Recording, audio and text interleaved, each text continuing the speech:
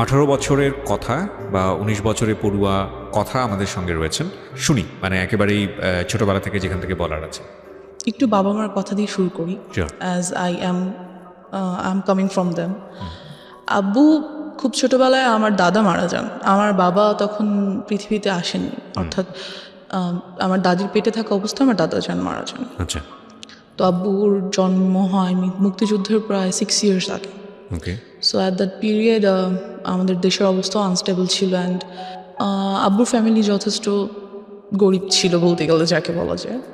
So আব্বুর বাড়ি হচ্ছে বরিশাল, অ্যান্ড সেখান থেকে উনি ঢাকায় আসেন। আচ্ছা তখন ওনার 13 বছর বয়স আচ্ছা। যখন উনি ঢাকায় চলে আসেন, বিকজ বাড়িতে কোনো কিছুরই ফ্যাসিলিটিস ছিল না, এখনও নাই, আমরা কখনো যাই না আমাদের বাড়িতে। তো ওই সময় উনি ঢাকায় আসেন এবং একটা লাইফ লিড করার জন্য যতটুকু কাজ করার দরকার তাই সবই করেন। আচ্ছা। ইভেন দো যদি বলি ঠেলা গাড়ি পর্যন্ত তার সেটা। এই এই এই এই গল্পটা আপনি পরবর্তীতে শুনেছেন কার কাছে? হ্যাঁ, শুনেছেন? বাবার কাছ থেকে বাবার শুনেছি। কাছে। My dad is one of my friends, best friends. Beautiful. Okay, so আসে এবং আস্তে আস্তে উনি এখানে থেকে পড়াশোনা করে। ঢাকা ভার্সিটি থেকে উনি অনার্স মাস্টার্স করেন।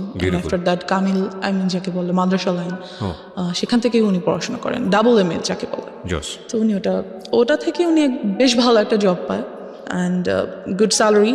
এই গেল বাবা। আম্মুদের ফ্যামিলিও খুব যে রিচ ছিল তা না, but they were quite good.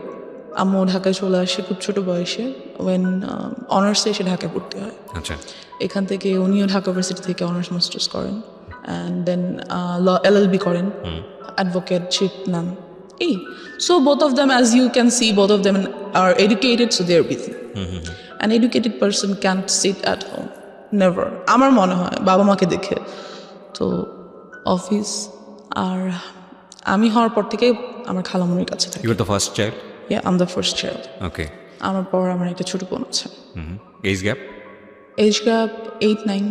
তো এই আম্মু আমাকে, আমার খালামুনির বাসা ছিল তখন আমাদের বাসা থেকে বেশ দূরে আর কি, অনেকটুকু দূরে। সেখানে আমাকে রেখে আম্মু অফিসে যেত, বিকজ কোনো অপশনস ছিল না। আফটার দ্যাট খালামুনিরও বিয়ে হয়ে যায়, জব হয়ে যায়, সো আমি একাই হয়ে যাই বাসায়। কোন বয়সের কথা বলছেন বা কোন ক্লাসে পড়েন তখন? নার্সারি। নার্সারিতে পড়েন। maybe, মানে আপনি রিয়েলাইজ করতেন বিষয়গুলো? অফকোর্স আমি এখনো সব কিছু স্পষ্ট মনে করতে পারি, everything, because I felt all of those things happen with me anyways. তো আম্মু আমাকে বাসায় একাই রেখে চলে যেতেন।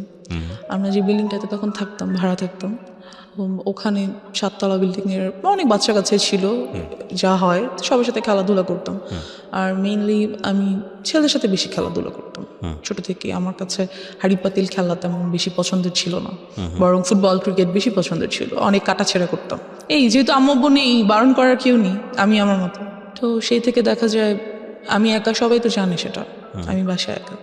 এখানে একটা ট্র্যাজেডি বলি, সেটা হচ্ছে আমার যে বড় খালামণি, তার ছোট মেয়ে, she is also not very happy, but at that moment she had lots of relationships and she used to talk about all this. কোথাও গেলে, কারোর সাথে দেখা করতে গেলে আমাকে নিয়ে যেত। So I use to like, আমি মাত্র নার্সারিতে পড়তাম, এগুলো নিশ্চয়ই এত কিছু বোঝার মতো মেন্টালিটি হয়নি। She had lots of relationship, মানে এক একদিন এক এক ছেলের সঙ্গে দেখা করতে যেত, রাইট? ওকে। দেখা করতে যেত, এবং আমাকে স্কুল থেকে যখন উনি নিয়ে আসতেন বাসায়, ওকে। তখন দেখা করতে যেত। ওকে। আর আমি দেখতাম কথা বলছে, দেখা করছে, কেন opposite attracts, which was like, এই থটটা আমি আস্তে আস্তে বুঝতে পারতে শুরু করলাম at the like age of 7 or 6 or 7। Okay. যেটা তো কখনই পসিবল না একটা বাচ্চার ক্ষেত্রে, ফাইন। বিকজ আমি ছিলাম ওখানটাতে। যাই হোক, কিছুদিন পর বড় খালামুনিরা বাসা চেঞ্জ করে অন্য কোথাও বাসা নিয়ে নিল। এবার যেটা হলো, আমাদের বিল্ডিংয়ের নিচতলায় একটা ভাড়া থাকতো একটা মেয়ে। আমাদের বাসা যেহেতু খালি থাকতো অলওয়েজ, ওর বয়ফ্রেন্ডকে আমাদের বাসায় নিয়ে আসতো। এটা আপনার ফ্যামিলি মেম্বাররা জানতো? না, জানতো না, কেউ জানতো না। নিয়ে আসতো বলতে কি, মানে আপনি যখন ফ্রি থাকতেন তখন আসতো? আমি ফ্রি বলতে ওর বয়ফ্রেন্ডকে নিয়ে আমাদের বাসায় আসতো কথা বলার জন্য, Okay. আর সামথিং। তো আমাদের বাসায় 2টো রুম ছিল, ভাড়া যেহেতু ছিলাম 2টো রুম ছিল। সামনে ড্রয়িং রুম, মাঝখানে একটা ছোট ডাইনিং, আর ভিতরে একটা বেডরুম। তো ওই বেডরুমটাতে ও বয়ফ্রেন্ডকে নিয়ে থাকতো। আর ওটার যেটা মেইন প্রবলেম, সেটা হচ্ছে লাগানো যায় না দরজাটা। তো I use to see whatever they use to do, and mention করেই দিই, they use to have physical relationships over there, and আমি দেখতাম, ফিল করতাম লাইক কেন হচ্ছে এটা, বোঝার চেষ্টা করতাম বা ইটস সামথিং। কিন্তু আপনি কি ওটা আপনার ফ্যামিলি মেম্বারকে নোট করতেন কখনো যে তোমরা না, যখন বাসায় থাকো না নোট তখন? করতে পারিনি, এটারও একটা রিজন আছে। তো ওয়ান ডে আমি ওর আম্মুকে বলি ব্যাপারটা, ওকে, আপুর আম্মুকে, যে আন্টি একটা ভাইয়াকে নিয়ে প্রায়ই আপু আমাদের বাসায় আসে। আন্টি আপুকে অবশ্যই বকা দেয়, অ্যান্ড আফটার দ্যাট ডে আপু আমাকে টর্চার করে, খুব মারে। যখন আম্মু অফিসে চলে যায় আপু এসে আমাকে খুবই মারে। আমি একটা জিনিস বুঝতে পারছি না যে আপনার বাবা মা যখন বাসায় থাকছে না তখন আপনাকে গাইডেন্স দিচ্ছে কে? কেউ না, লাইক আমি একাই স্কুল থেকে বুয়া নিয়ে বাসায় রেখে চলে যেত, হ্যাঁ। খাবার রেডি করা থাকতো, আমি খেতাম, ঘুমিয়ে থাকতাম, হোমওয়ার্ক করতাম, সন্ধ্যায় তো আম্মু চলেই আসতো। আপনাকে স্কুল থেকে পিক অ্যান্ড ড্রপ করতে হবে? বুয়া, একটা বুয়া ছিল বাসায়, যে বাসার কাজকর্ম করতো। আর আপনার বাসায় আপনি যখন একা থাকতেন তখন আপনার বাসার আশেপাশের লোকজনের ইজি এন্ট্রান্স ছিল? ইয়া, কোয়াইট আমার কাছে মানে অ্যাবসার্ড মনে হচ্ছে।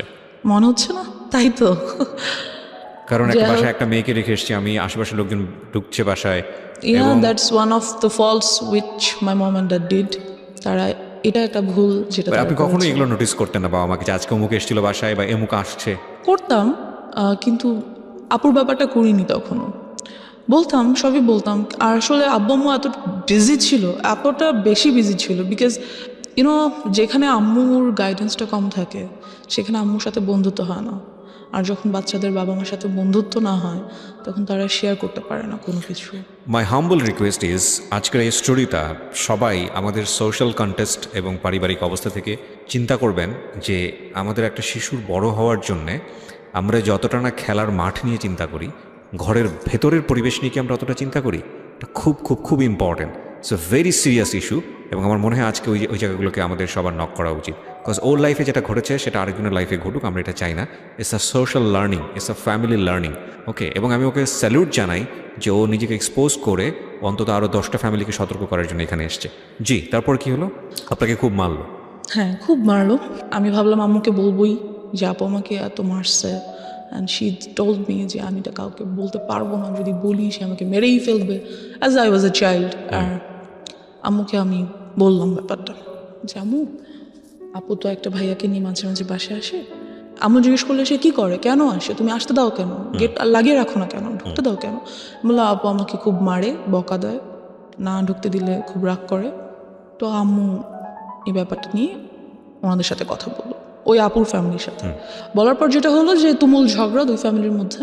ওরা কি খুব পাশাপাশি ছিল আপনাদের? হ্যাঁ, আমরা ছিলাম 4 তলায়, ওরা ছিল নিচতলায়। আচ্ছা। এই তো খুবই ঝগড়া লাগলো। পরবর্তীতে যে আমাদের বাড়িওয়ালা, উনি আমাদেরকেই বের হয়ে যেতে বললো, ভেরি যেখানে বের হওয়ার কথা ওদের, অ্যাজ ফল্টটা ওদের ছিল, আমার না, বাট আমাদেরকে বের হয়ে যেতে বললো। সো আমরা সামহাও প্রবলেমটা সলভ হলো, ইস্যুটা ঠান্ডা হলো, আপুটা আর আমাদের বাসায় আসে না। ওকে। এবার যেটা হলো, আমার মেন্টালিটি লাইক ওই জায়গাটা থেকে অনেক আনস্টেবল হয়ে গেল, কী বলবো এটাকে, আনব্যালেন্সড।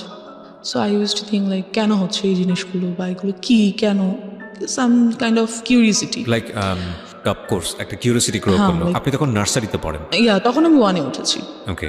তখন আমি 1-এ উঠেছি, অ্যান্ড আমার কাছে ব্যাপারটা খুবই আনইউজুয়াল লাগতো, as I have seen them doing something like that. So আমার কাছে অনেক আনইউজুয়াল লাগতো যে কেন এটা, কেন হচ্ছে। আমার একটা ফ্রেন্ড বলা যায় না ঠিক, আমার থেকে সিনিয়র ছিল তখন, ও মেবি ক্লাস 3 or 4-এ পড়ে। I use to talk a lot with her. তো সেই ব্যাপারে আমাকে অনেক কিছু বলে।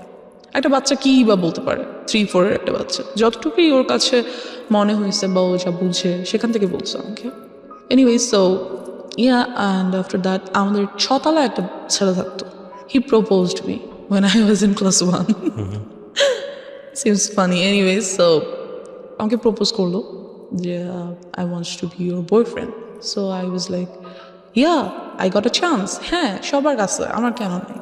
আপুর আছে, ওই আপুর আছে, সেই আপুর আছে, হ্যাঁ আমার এরকম করা উচিত। তো I said okay. So he like কিছু না বুঝিয়ে ওকে করে দিলেন? হ্যাঁ, সবার আচ্ছা, আছে, okay, সুতরাং fine. আমার ইটস আ ফ্যাশন। হ্যাঁ, আমিও যাবো, ওকে ফাইন, গুড, কি হবে I don't know, like boyfriend, good, ওর সাথে ঘুরবো ফিরবো, কথা বলবো, এই তো। সো একই স্কুলে ছিলাম আমরা, নিয়ে আসতো। আমি ক্লাস 1-এ ছিলাম, সিরিয়াসলি। আমি এখন বলতে গেলেও ইম্বারেসড ফিল হয়, like how did I do that? No, there is a reason, of course, there is a definitely reason. But আমারও হয়তো বা বোঝা উচিত ছিল নিজেকে, হয়তো লাইক টেক কেয়ার উই করা ক্যান ব্লেম উচিত ইউ ছিল, বিকজ আপনি একটা চাইল্ড সে সময় রাইট। বোঝা উচিত ছিল আপনার প্যারেন্টের। যাই হোক আমরা সেই ডিসকাশনে পরে ইয়া বাট তারা আসলে কিভাবেই বা বুঝবে, আমিও তো তাদেরকে ঠিক ব্লেম ওভাবে করতে বলতে পারি নাই, it's a situation actually. like okay yeah. So yeah, then he was my first boyfriend. Okay Then somehow ওরা বাসা চেঞ্জ করে ফেলে। বয়ফ্রেন্ড এই আর কি, ও তো একটা বাচ্চা, ওই বা বয়ফ্রেন্ড গার্লফ্রেন্ডের কি বুঝে। যাই হোক, তো সামহাও ওরা বাসা চেঞ্জ করে ফেলার পরে I use to like a boy, I use to like him very much because he looked very cute. So বাচ্চা ছিলাম দুজনেই, ও আমার ক্লাসমেট ছিল, তখন আমি 2তে উঠেছি। এনিওয়েজ, তো এই তারপর আমরা ওখান থেকে বাসা চেঞ্জ করে ফেলি। বাসা চেঞ্জ করে আমার যে বর্তমান বাসা, মানে আমাদের নিজেদের বাড়ি করে ফেলি আর কি, সেখানে চলে আসি। আসবার পর আমরা এখান থেকেই শুরু হয় আমার লাইফের মোস্ট ট্র্যাজিক পার্ট, বিকজ আমাদের যে এলাকাটা মেনশন করছি না, বাট কি বলবো, এলাকা বলা যায় না আসলে। Can any people like live there, I feel, because ওই সময়টাতে ওটা মানুষের বসবাস উপযুক্ত তো ছিল না। Fine, I want to listen your Anyways, story, what then, happened there. হ্যাঁ আমরা একটা মৃত্যুর জন্য যেটা একটা অনুষ্ঠান হয়, কাইন্ড অফ কুলখানি বা কোনো কিছু না, আই ডোন্ট নো, অনেকজনকে ডেকে খাওয়া দাওয়া করায়, সামথিং লাইক দ্যাট।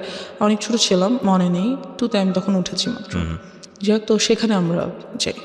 যাওয়ার পর যেটা হয়, আমরা একটা আমার কাইন্ড অফ নানা, মানে আমার আম্মুর খালু যান হয়, ওনাদের গাড়িতে করে সেখানে যাই।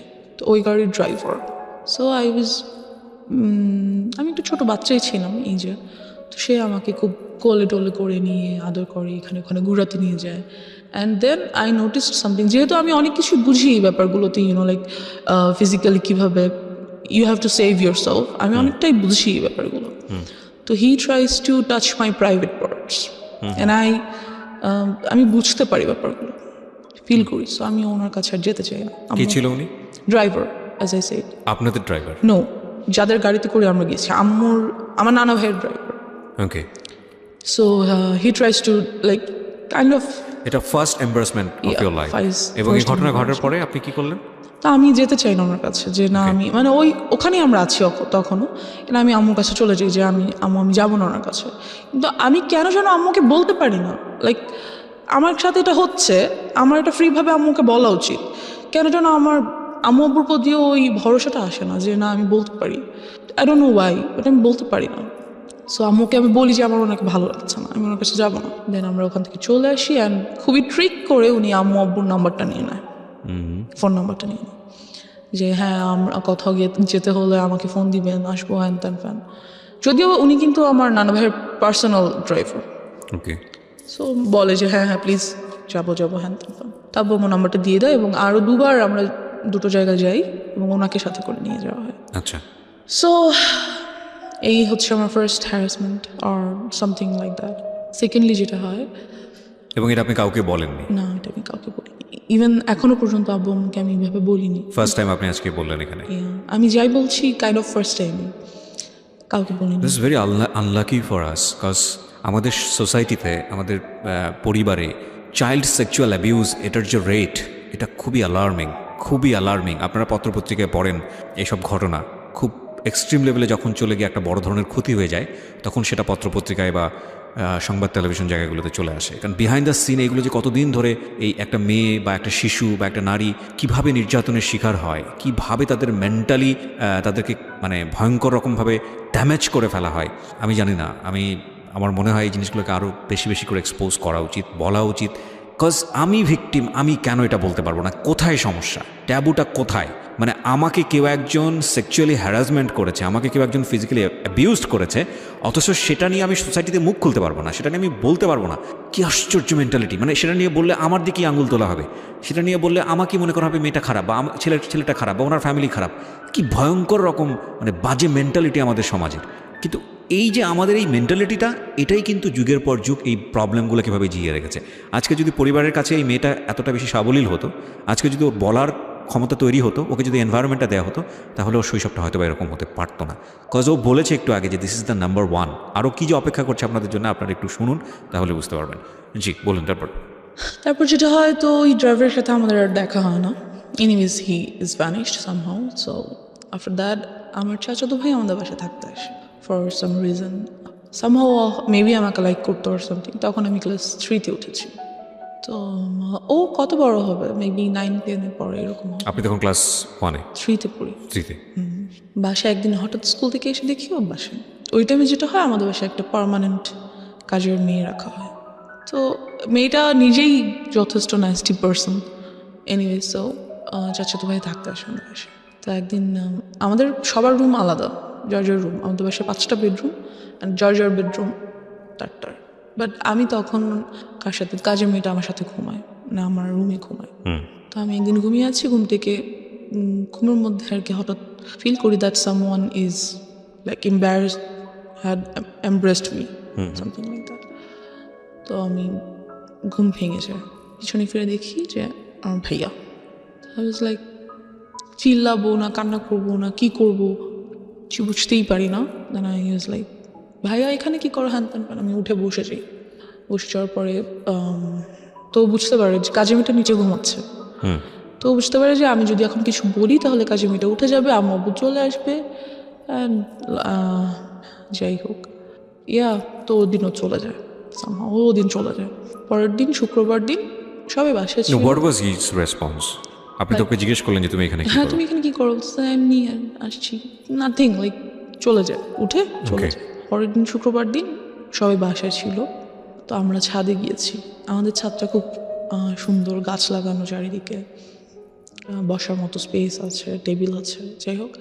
তো ওখানে আম্মু চা করে নিয়ে গেছে, সবাই চা খাচ্ছে, ভাইয়াও গিয়েছে। ছাদটা 2টো ছাদ, একটা হচ্ছে চিলে কোঠার একটা ছাদ আছে, আর মেইন ছাদটা নিচে। তা আমি আর আমার কাজের মেয়েটা চিলেকোঠার ছাদে উঠেছি। আমার বেস্ট ফ্রেন্ড সবসময় ছিল কাজের মেয়েরা। যারাই কাজের মেয়েরা আসতো তারাই আমার বেস্ট ফ্রেন্ড, বিকজ কেউ তো সাথে থাকে না, ওরাই সাথে থাকে। তো ওকে নিয়ে আমি ছাদে বসে আছি। তো ভাই উপর উঠছে, উঠে আমার কাঁধে হাত রাখছে, রেখে বললো, পড়াশোনা কেমন চলে, হ্যান ত্যান। বললাম হ্যাঁ ভালো। বলতেছে কোনো ম্যাথে প্রবলেম হলে আমাকে দেখাও, ইত্যাদি ইত্যাদি কথা বলতেছে। And he tried the same thing that I faced with that driver. He was trying to touch some of my private parts. তো কাজের মেয়েটা এটা বুঝতে পারে, বিকজ আমার থেকে বেশ বড়। তো আমাকে বলে, আপু চলে নিচে চলে যাই। তো আমিও ফিল করছিলাম, সো আই ওয়াজ লাইক হ্যাঁ নিচে চলে, বাট ভাই আমাকে যেতে দিচ্ছে না। সো না থাকো, এখানে কত সুন্দর লাগছে, পরিবেশটা ভালো লাগছে, যেতে দিচ্ছে না। এই গেল সামহাও। তো আমি চলে আসি নিচে, কিছুক্ষণ বাদে চলে আসি। আম্মুকে বলি ব্যাপারটা, যে আম্মু ভাইয়া আমার সাথে, আমি আম্মুকে ডাইরেক্টলি বলি যে আম্মু ভাইয়া আমার প্রাইভেট পার্স টাচ করার চেষ্টা করে। এটা বলার পর আমার চাচার সাথে আর কি আব্বু তুমুল ঝগড়া হয়। ও তার মানে আলটিমেটলি আমি একবার ওনাদের বলি, সঙ্গে হ্যাঁ একবার বলি আম্মুকে, অ্যান্ড আম্মু আব্বুকে বলে, দেন তো ওদের সাথে খুবই ঝগড়া হয়। আর ওই ভাইয়াকে আমাদের বাসায় আসতে মানা করে দেয়। কারণ ব্যাপার হচ্ছে আব্বুমই বা কি করবে, এতবার, এত মানুষ, কয়জনকে বাসায় আসতে মানা করবে, কয়জনকে ধরে রাখবে, দরজা কি সবসময় বন্ধ রাখবে বাসার? এটা তো সম্ভব না। যাই হোক, সামহাও ওটা চলে যায়। আমি তখন ক্লোজ 3-তে, এবং আম্মু আমার জন্য একটা টিচার রাখে। আমার বাসায় কখনো টিচার ছিল না, আম্মুই পড়াতো। বাট তখন দেখা যায় যে আম্মু তখন অ্যাডভোকেটশিপটা ছেড়ে দেয়, ছেড়ে দিয়ে আম্মু একটা গভর্নমেন্ট জব নেয়। এতে করে যেটা হয় যে আম্মু খুবই বিজি হয়ে যায়। ওখানে তো অ্যাডভোকেটশিপে হচ্ছে কেস পাবো, যাবো, এরকম কিছু পাবো না, বাসায় আছি। বাট একটা জব ইজ 9 to 5 ডিউটি। আর আম্মুর যেই অফিসটা পড়ে যায় অনেক দূরে, সেখানে যেতেই প্রায় 1.5-2 ঘন্টার মতো লাগে। সো আমাকে একেবারেই টাইম দিতে পারে না। বাট তখন যেটা হয়, আমার খালামণিকে তারা আমাদের বাসায় নিয়ে আসে, খালামণি আর তার হাজব্যান্ডকে। অ্যান্ড আমার সেফটির জন্য আব্বু আম্মু তাদেরকে একটা ফ্ল্যাট গিফট করে দেয় আমাদের বাসায়, ওকে, যে যাতে আমার ছেলেমেয়েরা সেফ থাকে এই জন্য। তো খালামণিও জব করে, মেইন প্রবলেম এখানেই। তো দেখা যায় সেটা আসলে কি বলবো, সবসময় সবাই সব কিছু বুঝে না, ইউনো। অনেক সময় আমরা অনেক কিছু দেখেও দেখতে পারি না, ব্যাপারটা এরকম। যাই হোক, তো খালামণি থাকে, তো আমার জন্য একটা টিচার রাখা হয়। টিচারটাকে বলা হয় যে তুমি সন্ধ্যায় আসবো, কারণ আমি সন্ধ্যা বাসায় আসবো। আম্মু বলে যে আমি সন্ধ্যায় আসবো আর তুমিও সন্ধ্যায় আসবো। Your mom is lawyer, that time উনি কি প্র্যাকটিসে ছিল? না, উনি তখন প্র্যাকটিস ছেড়েছে, মাত্র নিউ ছেড়ে একটা গভর্নমেন্ট জবে ঢুকলো। ওকে, তো ওনাকে বললো যে সন্ধ্যার পর আসতে, যেহেতু সন্ধ্যার পর আমার অফিস থেকে আসবে। এই তো আমাদেরকে আমার রুমে বসে পড়তে নিষেধ করে দেওয়া হলো। যেটা করা হলো যে ড্রয়িং রুমে বসে পড়বে, যাতে আমি দেখতে পারি তোমাদেরকে। যাই হোক, তো আম্মু ড্রয়িং রুমে বরাবরই ডাইনিং রুমে বসে আম্মু অফিসের কাজ করতো ল্যাপটপে। আর আমি স্যারের কাছে পড়তাম। তা অনেক সময় দেখা যায় সব সময় কি আর সন্ধ্যার পর আম্মু চলে আসতে পারে, রাস্তায় জ্যাম থাকে, অফিসে কাজ থাকে, অনেক কিছুই। সো ইয়া, এরকমই মাঝে মাঝে হতো। অ্যান্ড আমি আমার স্যারকে খুব ভালো লাগতো, কারণ স্যার আমাকে খুব আদর করতো, খুব সুন্দর করে বুঝাতো, একটা টিচারকে যেভাবে ভালো লাগা উচিত। That's it. তো স্যার যেটা করে যে আমাকে অলওয়েজ কোলে নিয়ে পড়ে। ওয়াই? স্যার বলতে কি, হোম টিউটর আমরা কেমন রাখি একটা বাচ্চার জন্য, অনার্সে পড়ুয়া কোনো ছেলে বা মেয়ে এরকম, তো সে আমাকে অলওয়েজ কোলে নিয়ে বসে পড়াতো। ছোটো থেকে আমি খুব হেলদি ছিলাম, so he use to do the same things. তো ফার্স্ট ডেতেই তো আপনার বুঝে যাওয়া উচিত ছিল যে এটা তো আসলে ফার্স্ট ডেতে তো উনি এরকম করেনি। ওকে আফটার 6 or 7 months আমাকে পড়াতে পড়াতে একটা টাইমে এসে এরকম দেন যেটা হলো যে উনি বুঝতে পারলো যে আমি এটা পছন্দ করছি না, এবং এই ব্যাপারটার পর আমি ওনার কাছে যে আর পড়ি না, ওকে ওনার কাছে যেতে যাচ্ছি না। তো উনি করলো কি, নানান কথা আমাকে বলে, like love and relationship and কোন ক্লাসে তখন আপনি? ক্লাস 3? স্ট্রিটে ক্লাস 3-তে অনলি। And I just can't understand একটা টিচার অনার্সে পড়ে সে কীভাবে ভাবে যে আমি একটা ক্লাস 3 এর বাচ্চাকে রিলেশনশিপ এর ব্যাপারে বলি। I don't know. তো yeah, and he said I want to be your boyfriend. একটা teacher. And I was like আমি আম্মুকে বলে দিব। তো বলতেছে বলো, তোমার আম্মু কখনোই বিলিভ করবে না। And yeah, he was right. আমি আম্মুকে বললাম আর আম্মু এটা বিলিভ করলো না। কাজ যে টিচারটা ছিল উনি আব্বু আম্মুর খুবই পরিচিত একজনের ছেলে ছিল, বেশ ঘনিষ্ঠ একজনের ছেলে। তো আম্মু এটা কেন বিলিভ করলো না? তারা কি বলতে চাইলো আপনাকে? বললো যে, আমি বললাম যে আম্মু স্যার আমাকে বলে স্যার যাতে আমার বয়ফ্রেন্ড হয়ে যায়। তো আমি বললাম আর তোমার সাথে মজা করেছে, something like that. Note this kind of thing please. সাথে মজা করেছে, এটা কিছু না। তুমি স্যার কি এমনিতে তোমাকে কোনো কারণ like must something personal. So I said আমি ওই ব্যাপারে আর কিছু বলতে পারি না। I don't no Y. আমি সবসময় এখানটাতে যে আটকে যাই, আম্মুকে বলতে পারি না কেন জানি। আচ্ছা, আপনি আমাকে একটু বলেন যে আগের যে দুটো ঘটনা আপনি আপনার ফ্যামিলিকে জানিয়েছিলেন, তারা কি আপনাকে কোনোভাবে ব্লেম করেছিল? না, করেনি। বা ওরা সেটাকে ওভারকাম করার চেষ্টা করেছে। যেমন ভাইয়াকে বাসায় আসতে মানা করে দিল। এর আগে যে কাহিনীটা বললাম সেটা তো ডেফিনেটলি তারা করেছে, আপনি এটা বলেছেন, কিন্তু থাকে না অনেক সময় আপনাকে দোষ দিয়ে দেওয়া, মেয়েদেরকে দোষ দিয়ে দেওয়া, এটা করেনি।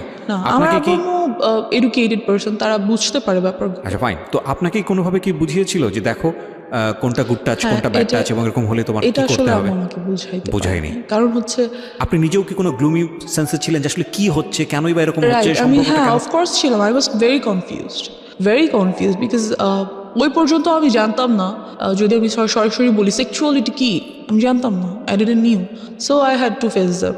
সো আপনাকে আপনার ফ্যামিলি মেম্বাররা ক্লিয়ার করেনি যে মা আসলে এই জিনিসটা এরা ট্রাই করছে, that is actually bad thing, so you have to be aware of? এটা কখনো বলেনি। সো আপনি নিজে থেকে একটা ধোঁয়াশার মধ্যে ছিলেন। আপনার কোয়ারি হতো না, বাবা মাকে জিজ্ঞেস করতেন না যে মা আসলে সবাই কেন এরকম করছে? হতো, বাট আমি কেমন করে মানে আমি কেন যেন আনকমফোর্টেবল ফিল করতাম ওই ব্যাপারটাতে জিজ্ঞেস করতে। লাইক আমার ভালো লাগতো না, বা আমি চেতাম না, বা চাইলেও পারতাম না, এরকম কিছু। ওকে। তো যাই হোক, তো স্যারকে বলা হলো। তো স্যার আমাকে 1.5 year পড়াইছে। তো অ্যাট দ্যাট টাইম যখন 1 year কাছাকাছি প্রায়, তো he gave me a love letter. সে সেখানে লিখেছে, আমি তোমাকে অনেক পছন্দ করি, তোমাকে আমি অনেক আদর করব, তুমি ঠিক মতো পড়াশোনা করো, বড় হও, দেন আমি তোমাকে বিয়ে করবো, হ্যান ত্যান ফ্যান। তো আমি আম্মুকে দেখানোর পরিবর্তে সেটা আমার ফ্রেন্ডকে দেখালাম, স্কুল ফ্রেন্ডসদেরকে, তখন আমি পড়ি ক্লাস 3-তে। যে কাহিনীটা হলো সেটা হচ্ছে ওই ব্যাপারটা নিয়ে পুরো স্কুলে কাহিনী হয়ে গেল। তো যে ওই মেয়েটাকে ওর স্যার লাভ লেটার দিছে, প্রিন্সিপাল আম্মুকে ডাকলো। এবং কাহিনী শুধু এক জায়গায় লেগেছে আরেক জায়গায়, এরকম একটা অবস্থা। কাহিনীটা শুধু ওই পর্যন্তই হলো না যে লাভ লেটার হয়ে গেল, ওরা বিয়ে করবে, ওদের কত দিন পরে ওদের বেবি হবে, হ্যান ত্যান, বাচ্চারা যা করে নর্মালি, মানে বিশাল কাহিনী, পুরো স্কুল জানাজানি হয়ে গেল এটা। আম্মুকে কিন্তু আমি তখনও বলিনি, ইভেন দো লাভ লেটারটা আমি স্যারকে কোনো রিপ্লাইও করিনি, কিছুই না, বাট ব্যাপারটা পুরো স্কুলে কাহিনী হয়ে গেল। অ্যান্ড প্রিন্সিপাল ডাকলো আম্মুকে। সো আম্মু গেল, ক্লাস টিচার, প্রিন্সিপাল সবাই মিলে বললো আম্মুকে যে এরকম কি হয়েছে, আমরা তো জানি না, কেন স্কুলে এত গুজব, হ্যান ত্যান। যেটা ওদেরকে বলা হলো যে আপনি আপনার মেয়েকে স্কুল থেকে নিয়ে যান। ডিরেক্টলি বলা হলো যে নিয়ে যান স্কুল থেকে, বিকজ আপনার মেয়ে আজে বাজে গল্প করে, ও বাকি বাচ্চাদেরকে নষ্ট করে ফেলতে। আমি কিছুই করি নাই, কী বা করবো, আর আমি বুঝি বা কী বলবো বা কি আজে বাজে গল্প বা কী করবো। বাট যাই হোক এরকমটা বলা হলো, অ্যান্ড ও স্কুল থেকে আমাকে নিয়ে আসলো, আম্মু নিয়ে আসলো, অ্যান্ড ওই টিচারটাকে বাদ দিয়ে দিল। দেন আপনি তো ফ্যামিলিকে বললেন যে ঘটনাটা কী ছিল। আমাকে লেটারটা দেখালাম, আচ্ছা, তারপর দ্যাটস ইট। তো লেটারটা দেখে আম্মু আমাকে কিছুই বললো না, আর কিছু জিজ্ঞেস করেন? নাথিং। সে জাস্ট টিচারটাকে বাদ দিয়ে দিল, দিয়ে ইট ওয়াজ আ ওয়ান কাইন্ড অফ, আমি জানি না বাবা মায়ের ক্ষেত্রে আমি কি ওয়ার্ডটা ইউজ করবো, because they are just gifted from Allah. But see, আপনি যেদিন প্রথম দিন বলেছিলেন আপনার মাকে যে he wants to love me, ওই সময় যদি সে বিশ্বাস করে স্টেপটা নিয়ে নিত তাহলে কিন্তু আজকে এই রকম একটা ডিজাস্টার হতো না আপনার লাইফে। সি, এটা কত বড় হচ্ছে। ও কিন্তু আপনারা একটা জিনিস খেয়াল করবেন ভেতরে গিয়ে, আমি বারবার ইন্টারাপ্ট করছি, ও বারবার এম্বারেস ফিল করছে ফ্রম ড্রাইভার, যে গেল ড্রাইভার, বাসায় আসলো কাজিন, আত্মীয় সম্পর্ক, সেও তাকেও বের করে দেওয়া হলো, ইভেন ইট ইজ টিচার, সেও চলে গেল। এবং কোথায় ক্ষতি হলো দেখেন, ওর স্কুল যেখানে ওর ফ্রেন্ডসরা আছে, যেখানে ওর অনেক বড় একটা বন্ডেজ তৈরি হয়েছে, সেখান থেকে ওকে কুইট করে নিয়ে আসতে হচ্ছে। তার মানে ওর এই জিনিসটা সম্পর্কে কীরকম ভয়াবহ একটা সেন্স ওর চাইল্ডহুডে গ্রো করছে। মানে আমরা কীরকম একটা সোসাইটিতে বসবাস করি। ওকে, তারপর যে স্কুলটাতে আমি ছিলাম ওটা অনেক স্বনামধন্য স্কুল ছিল। আমরা মেনশন করতে চাই Toughest, yeah, mention করছি না। অনেক সিনারি Toughest, বাংলাদেশে yeah. এরকম behind so under the scene যার এরকম। কারণে হ্যাঁ, ওখান থেকে এসে আমার এলাকার একটা স্কুলে ভর্তি হতে হলো। ওকে। তো ওখানে ভর্তি হওয়ার পর যেটা হলো যে ওই টিচারটা যাকে আমি বাদ দিয়ে দিয়েছি, সে মাঝে মাঝে স্কুলের সামনে এসে দাঁড়িয়ে থাকে, স্কুলের সামনে এসে দাঁড়িয়ে থাকে। অ্যান্ড এই ব্যাপারটাও আমি আম্মুকে বললাম, চিপস নিয়ে আসি, চকলেট নিয়ে আসে, বেলুনস নিয়ে আসে, হ্যান তেন। তো আম্মুকে অনার্সে পড়ুয়া। হ্যাঁ, অনার্সে পড়বো, মেবি ফার্স্ট আর সেকেন্ড ইয়ারে পরে এরকম কিছু হবে। যাই হোক, তো নিয়ে আসে। তো আমি আম্মুকে বললাম যে আম্মু স্যার প্রতিদিন এসে দাঁড়িয়ে থাকে, আমাকে নিয়ে যেতে চায়, বাসায় পিছন পিছন আসে, বেলুন দেয়, চিপস চকলেট দেয়, হ্যান দেন। তো আম্মু করলো কি, আমাকে আনা নেওয়া করার জন্য একটা বুয়া রেখে দিল 1000 টাকা বেতন দিয়ে, যাতে অ্যাটলিস্ট ওই লোকটা না দাঁড়িয়ে থাকতো। এবার যে টিচারটা রাখলো, ওর বাবা মা অনেক নিম্নমানের আর কি, খুব গরিব, তারা স্লামে থাকে। ওর বড় আপুর বিয়ে হয়ে গেছে, সেখানে একটা বেবি আছে, হাজব্যান্ড ছেড়ে দিচ্ছে, লাইক ওদের ফ্যামিলিতে খুব ট্র্যাজেডি। বাট ওই ছেলেটা খুবই ব্রিলিয়েন্ট, অলওয়েজ স্কলারশিপে পড়াশোনা করছে। এখন অনার্সে যে উঠছে সেটাতেও উনি ফ্রি পড়াশোনা করছে, ইংলিশের teacher. Okay. And as you can see I am quite good at English. বলবো just because of him? No, not like that. Not He like teaches that. you. Yeah, he teached me. He teached good, but one more tragedy over here. যাই হোক, তো উনি এরকম কিছুই ছিলেন না, বরং খুবই রাগী, বদমেজাজি অ্যান্ড টর্চারেবল টিচার ছিলেন। পড়া না করে রাখলে মারতেন, এবং প্রচুর মারতেন। কোন ক্লাসে তখন আপনি? আমি তখন ক্লাস 4-এ পড়ছি, প্রায় শেষের দিকে। ওকে। যাই হোক, তো অ্যান্ড একটা টাইমের পরে দেখা গেল যে পড়া না করার জন্য আমার সেক্সুয়ালি হ্যারাসড হতে হবে। মানে কি? What was the story? Tell me, what was the first day স্টোরিটা কি ছিল? যেটা হলো যে আম্মু ওনাকে রাখলো, অ্যান্ড এই টিচারটাকে আর আম্মু রাতে আসতে বললো না, কারণ আম্মু ওনাকে অনেক বিলিভ করতো, অ্যাজ ওর বাবা মা আমাদের কাছ থেকে অনেক ফেভার নিত, অনেক ফেভার নিত। সো আম্মু অ্যাটলিস্ট ভাবছে যে ওর বাবা মাকে আমরা এত ফেভার করি, সেটা আমাদের প্রতি লয়াল থাকবে। বাট এরকম কিছুই হলো না। যাই হোক, তো উনি বাসায় আসতেন অ্যান্ড আমাকে বকা দিতেন। বাসায় কেউ ছিল না, আমার ছোটো বোনটা ডে শিফটে পড়ার কারণে সকালে 10টায় বের হতো, আস্তে আস্তে সন্ধ্যা 6টা-7টা বেজে যেত। কোচিং টোচিং করে একবার বাসায় আসতো। তো দেখা গেছে যে আমি বাসায় একা। সো আমার বোনটা বুঝতে পারতো that he is trying to do something with me, and সে সেটা আম্মুকে বলতো। I don't know কেন আম্মু কেয়ার করে নাই, না কেন আম্মু এটা বুঝতে পারে নাই, আমি জানি না। এনিওয়েজ, সো সে আমাকে পড়া না করার জন্য আমার প্রাইভেট পার্টে মারতো। কীভাবে এক্সপ্লেন করবো, I don't know. না, you don't need to. So he used to do all the things which I didn't like at all. What is this? Dude, what are you doing? একটা teacher এরকম করতে পারে না। So সে আমাকে 1 বছর পড়ালো, আমার result অনেক ভালো হলো, বাট আরেক সাইড দিয়ে রেজাল্ট হয়তো অনেক খারাপ হয়ে গেল। আমার mentality or my thoughts were hurt. Then ব্যাপারটা আমি আম্মুকে বললাম না, কিন্তু খালামণিকে বললাম। মানে আর কত বলা যায়? দেন আমি খালামণিকে সব বললাম, এবং খালামণির কাছে খুব কান্নাকাটি করলাম। তো খালামণি বুঝতে পারলো ব্যাপারটা। অ্যান্ড মেনশন করে দিই, খালামণি একজন psychologist. Very good. Psychologist or psychiatrist? Whatever, I don't know. সে কি ট্রিটমেন্ট করে? না, ছেড়ে দিয়েছি, এটাও নিয়ে ছেড়ে দিয়েছি। সাইকিয়াট্রিস্ট, হ্যাঁ। হোয়াটএভার। সো আমি খালামণিকে বলার পরে খালামণি ব্যাপারগুলো আম্মুকে খুব ভালোভাবে শেয়ার করলো।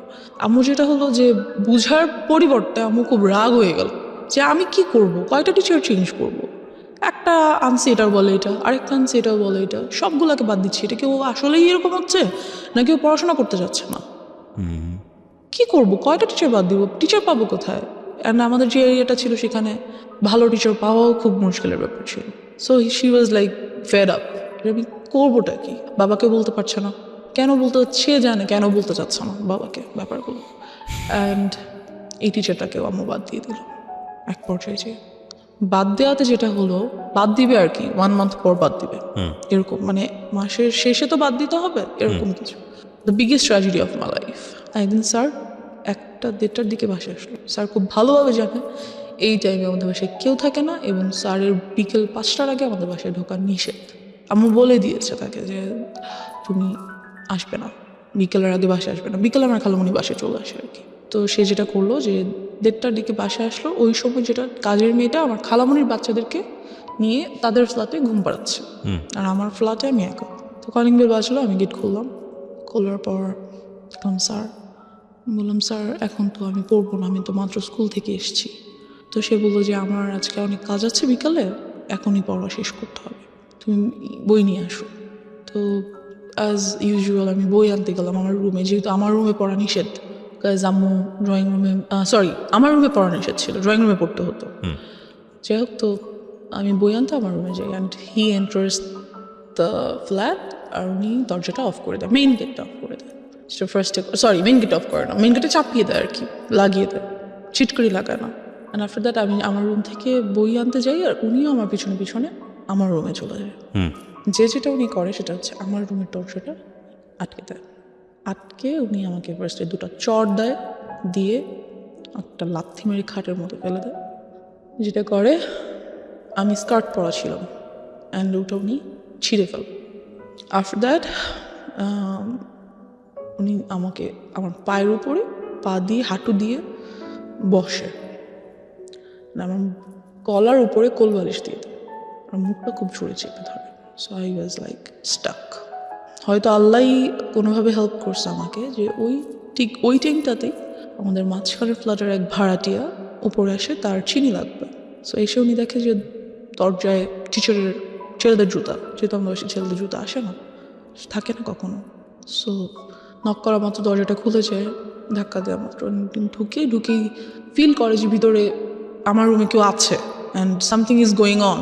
আমি হয়তো চিল্লাতে পারছিলাম না, বাট সাউন্ড তো করতে পারছিলাম, ধস্তাধস্তি তো করছিলাম।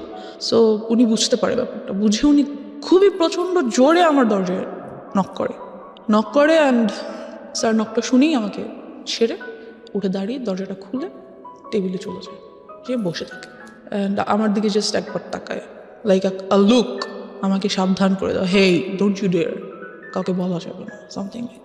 তো আমি যেটা করি, আমি দৌড়ে আন্টিকে জড়িয়ে ধরি অ্যান্ড কান্না করে দিই আন্টির কাছে, কান্না করি খুবই, যে আন্টি আমাকে কোলে নিয়ে ওনাদের বাসায় চলে যায়। তখন আমি ক্লাস 5-এ পড়ি। নিয়ে যায় এবং জিজ্ঞেস করে কি হয়েছে। ইতিমধ্যে স্যার বাসা থেকে বেরোয় চলে যায়। এরকম একটা অ্যাটাক উনি কেন করলো? কোনো ধরনের কোনো আমি খালামণিকে বলেছি, ও তার আম্মু যে তার মাকে বলেছে। ওনাকে কি বিষয়টা আগে থেকে নক দেওয়া হয়েছিল আপনার ফ্যামিলি থেকে, না তোমাকে বাদ দিয়ে দেওয়া হচ্ছে বা এরকম করে এই মাসি? মেবি, আই ডোন্ট নো, অবশ্যই না হলে উনি এরকম করার তো কথা না। Okay, so what was his intents basically? কি মানে কি চাচ্ছিল সে, যেহেতু জিনিসটা হয়তো সে ভাবছে যে আমাকে যেহেতু বাদ দিয়েই দিচ্ছে, আমার নামে একটা বদনাম হচ্ছেই, তাহলে বদনামটা কিছু না করে কেন হবে, আমি কিছু করি দেন হোক, মেবি সামথিং লাইক দ্যাট। কিছু যে সে করেনি তা তো না, কিছু তো সে করেছে, কিছুটার তো আর বদনাম হবে না, যখন বলে হবে তখন তো ফুল বদনামটাই হবে। সো সে চাইছে আমি ফুলই করি, কেন করবো না। তারপরে কি হলো আপনার খালামণির সঙ্গে? খালামণি না, সরি, আন্টি, পাশের বাসার আন্টি। তো আমি খুব তখন তো বাসায় কেউ নেই, তো কান্নাকাটি করার পরে আম্মুকে আন্টির সাথে সাথে ফোন করলো, ফোন করে ব্যাপারটা বলার পরে আম্মু বললো আচ্ছা ভাবি, ওকে আপনি আপনার কাছে রাখেন। আমি এতটাই ভয় পেয়ে গেছিলাম যে এর পরের 1 মান্থ আমি ঘুমাতে পারিনি রাতে। আপনার মা এসে কি করলো? মা এসে কি করবে, খুবই কান্নাকাটি করলো। আম্মু আমাকে জড়িয়ে ধরে, যেটা হলো what was your father role? উনি আসলে আব্বুকে আম্মু বলতো না, কারণ আম্মু জানে যে আব্বুকে যদি একটার কথা বলে আব্বু খুন করে ফেলবে সবাইকে, সামথিং লাইক দ্যাট। আব্বু অনেক ভালো, খুব কাম মাইন্ডেড, বাট যখন রাগ করে he spares nobody, something like that. তো এই ব্যাপারটা আম্মু আব্বুকে বললো, কারণ বলাই লাগবে, কিছু করার নেই, এত বড় একটা ঘটনা। রাইট। সো আব্বুকে বলার পর যেটা হলো, আব্বু বললো ওকে আমি পুলিশে দিয়ে দিব। ডেফিনেটলি দেওয়া উচিত। আমি ওকে রাখবই না, ওর একটা কিছু করতেই হবে। যেটা করলো, লোকজন নিয়ে ওই মুহূর্তেই যখন আব্বুকে বলা হলো অফিস থেকে আসার পর, ওই মুহূর্তেই ওদের বস্তিতে চলে যাওয়া হলো, যে ওদেরকে রাখবো না, ওই পুরো বস্তি আমি চালাই দিব। আব্বু ওয়াজ লাইক ফায়ার। সো গেল, লোকজন নিয়ে গেল। এখানে যেটা হলো, বাবা তুমি যে লোকজনকে বলবা, তোমার মেন্টালিটি আর মানুষের মেন্টালিটি এক না। তারা, আমি পুরো এলাকায় ফেমাস হয়ে গেলাম, ওনার শাস্তি হলো, অবশ্যই হলো, কিন্তু এখান দিয়ে যে ক্ষতিটা ওনার হলো যে, শাস্তি বলতে কি ওনাকে অ্যারেস্ট করা হলো? হ্যাঁ ওনাকে অ্যারেস্ট করা হলো। আপনি যখন ক্লাস 5-এ? হ্যাঁ, পরে উনি অবশ্য জামিনে ছাড়া পেয়ে যায়। আচ্ছা, কেস ফাইল করা হয়েছিল তাহলে? হ্যাঁ, আমার নামে প্রচুর বদনাম হয়ে গেল, আমার কোনো বন্ধু বান্ধব হয় না, আমাদের বাসায় কেউ আসে না, আমার সাথে কেউ খেলে না, আই ওয়াজ টোটালি অ্যালোন। যেটা হলো, আব্বু আম্মু আমাকে স্কুলে নিয়ে যেত, স্কুল থেকে নিয়ে আসতো, এরকম চললো কিছুদিন, লাইক 6 or 7 months এরকমটা চললো। তারপর যেটা হলো, আর কতদিন সম্ভব স্কুলে নিয়ে যাওয়া নিয়ে আসা, তাদের জন্য দুজনেই খুব- বিজি পারসন। খুব টাফ। আম্মুর অফিসে লাইক শোকজ করে দিবে এমন একটা ব্যাপার, চাকরিতে বাদ দিয়ে দিবে এমন একটা ব্যাপার হয়ে গেছে। বিকজ সো আম্মু ভাবলো যে অনেকদিন তো হয়েছে, এখন বোধহয় সব কিছু normal, we can be back in our normal life again. তারপর যেটা হলো, আমাদের বাড়িটা তখন ছিল 3 তলা, এরপর উপরে কাজ ধরা হবে আর কি। তো খুব মিস্ত্রি টিস্ট্রি আসে বাসায়। তো আব্বু তো সভাপতি বাসায় থাকেন না, আম্মুও থাকেন না। তো তখন আমি মেবি 6-এ পড়ি। দেন আব্বুর একটা ব্যাপার কি, উনি খুব ইসলামিক মাইন্ডেড, আর উনি সবাইকে এক চোখে দেখে। মিস্ত্রিদেরকে পাশে বসে খাওয়ায়, ভাই কাউকে কখনো তুমি তুই নো, অলওয়েজ আপনি, respect. He is a golden soul, heaven soul, আমি কি বলবো, I just love him. Anyways, so এরকমই করতো ওই টাইমটাতে। তো মিস্ত্রি আসতো, তাদেরকে সেভাবে রেসপেক্ট করতো। সবাই এক হয় না, আপনার রেসপেক্টটা সবাই কিন্তু সমানভাবে নিতে পারে না, এটা সম্ভব না। তো আমাদের স্যানিটারি মিস্ত্রি, যে স্যানিটারি সাইটটা দেখতেন, ওখানকার হেড, ওই মিস্ত্রি গ্রুপটার হেড। তো উনি খুবই আসতেন বাসায়, খুবই আসতেন, আর আমাকে খুবই আদর করতেন। তো আমার ছোটো বোনটা বাসায় না থাকার কারণে এগুলো থেকে ও খুব দূরে ছিল আর কি। যাই হোক, তো ও বাসায় ছিল না বলতে? ও তো যে বললাম ডে শিফটে থাকার কারণে 10টার দিকে সকালে বের ও হতো। আচ্ছা আচ্ছা, বাসায় ছিল না মনে হচ্ছে, যে তখন অন্য বাইরে স্কুলে ছিল। সো ওই ব্যাপারগুলো খুব একটা ফেস করতো না। তো ওই আঙ্কেলটা আসতো বাসায়, আমাকে আদর করতো, চকলেট নিয়ে আসতো, হ্যান ত্যান। একদিন যেটা হলো, রাতে উনি আসছে সাইড ভিজিটের জন্য, যে কিছু একটা প্ল্যান আছে ওনার, এটা বাবাকে বলবে। তো আমরা উপরে গিয়েছি, আম্মু আব্বু আমি, আমার ছোটো বোন, না ছোটো বোন যায়নি, আমরা 3জন গিয়েছি। তো উনি বলতেছে ব্যাপারগুলো। তো আব্বু সামহাও কিছু কারণে নিচে গিয়েছে, তো উনি আমাকে কোলে নিয়েছে। আমি কিন্তু তখন 6-এ পড়ি প্রায়, কোলে নেওয়ার মতো না, অনেক হেলদি, বেশ বড় হয়েছি, কোলে নেওয়া যায় না। তো উনি আমাকে কোলে নিল, আমি উঠবো না, উনি আমাকে জোর করে কোলে নিয়েছে, না আসো আম্মু, হ্যান ত্যান। উনি যেটা করলো, খুবই বাজেভাবে একটা কাজ করলো আমার সাথে, দ্যাট বলতে চাচ্ছি না। He did something very nasty, very nasty. And আমি ওই মুহূর্তে কান্না করে দিলাম, ওনার কোল থেকে লাফ দিয়ে আমার হাঁটুর উপর পড়ে গেলাম। অ্যান্ড আম্মু গেলো, কী হয়েছে কী হয়েছে কী হয়েছে? আঙ্কেল বললো যে না না কিছু হয় নাই, আমার হাতে তো ঘড়ি ছিল, ঘড়ি তো বোধহয় ওর গায়ে লাগছে। আমি খুব কান্না করতেছি। আম্মু বললো কী হয়েছে? আম্মু চলো নিচে, চলো নিচে নিয়ে আসলো আমাকে। যেটা হলো, ওদিন রাতে আমি আম্মুকে কিছু বললাম না, ঘুমিয়ে গেল। পরের দিন থেকে উনি এলাকায় নেই, ওনাকে আর পাওয়া যাচ্ছে না, বিকজ উনি বুঝতে পারছে যে আমি আম্মুকে বলবো, উনি আর এলাকায় নেই। তা আমি ব্যাপারটা আম্মুকে কিছুটা বললাম, কিছুটা। সো ওনাকে তো আর পাওয়াই গেল না, কি আর করার। এই সব কিছু দিয়ে চলে গেল, এই হয়ে গেল হ্যারাসমেন্টের সাইড শেষ। এবার আমার নিজের ফল্টের সাইডগুলো চলে আসছে। তো আমি 7-এ পড়ি, আর এলাকার স্কুলে পড়ি, অ্যান্ড আমি খুব happy at that time. So and আমার বিরুদ্ধে যে রিউমার্সগুলো ছড়াইছিল, ওগুলোও কাইন্ড অফ ভ্যানিশড। সবাই জানতো যে আমি খুব বাজে, খুব ফাজিল। আর যেহেতু আব্বু আম্মু নাই, বারণ করার কেউ নাই, ছেলেদের সাথে যে ক্রিকেট খেলতেছি, ওদের সাথে যে ফুটবল খেলতেছি, ছাদে বৃষ্টি হলে ভিজতেছি, নাচতেছি, তো এটা ছিল কাইন্ড অফ লাইক এই ধরনের মেয়েরা খুব বাজে হয়, এদের কাছে মেয়েদের সাথে এরা মিশতে পারে না, ভালো মেয়েদের সাথে এরা মেশে না। সো আমার মেয়ে বন্ধু কোনোদিনও হয়নি, বিকজ যার সাথে না ওর সাথে চলা যাবে না, ও খারাপ, এমন একটা ইমেজ তৈরি হয়ে গেল আমার। সো আমার সব ছেলে বন্ধু, ওদের সাথে ওরা যা খেলে আমার তাই খেলতে হয়, সারাদিন তো বাসায় বসে থাকা সম্ভব না। তো এই খেলাধুলা যাই হোক, এক পর্যায়ে যেটা হলো, আমাদের এক সিনিয়র ভাইয়া উনি আমাদের সাথে ক্রিকেট খেলতো। তো উনি যেটা করলো, উনি বললো যে তোমাকে আমার খুব পছন্দ হয়েছে, I wants to be in a relationship with you. Then I was like, কিছু বললাম না, ভাবলাম কি করবো হ্যান ত্যান। তো আমার বেস্ট ফ্রেন্ড ওকে বললাম, তো খুব হাসাহাসি করলো যে সিনিয়র ভাইয়ের সাথে রিলেশন করবি, তা তো তুই আমাদের আপু হয়ে যাবি না, এরকম কিছু না। তো আমি খুব ওর কথাটাতে আমি খুব মজা পেলাম যে ওয়াও, আমি তোদের আপু হয়ে যাবো, great, then I must do that. So আমি ওনার প্রপোজালটা অ্যাকসেপ্ট করে ফেললাম।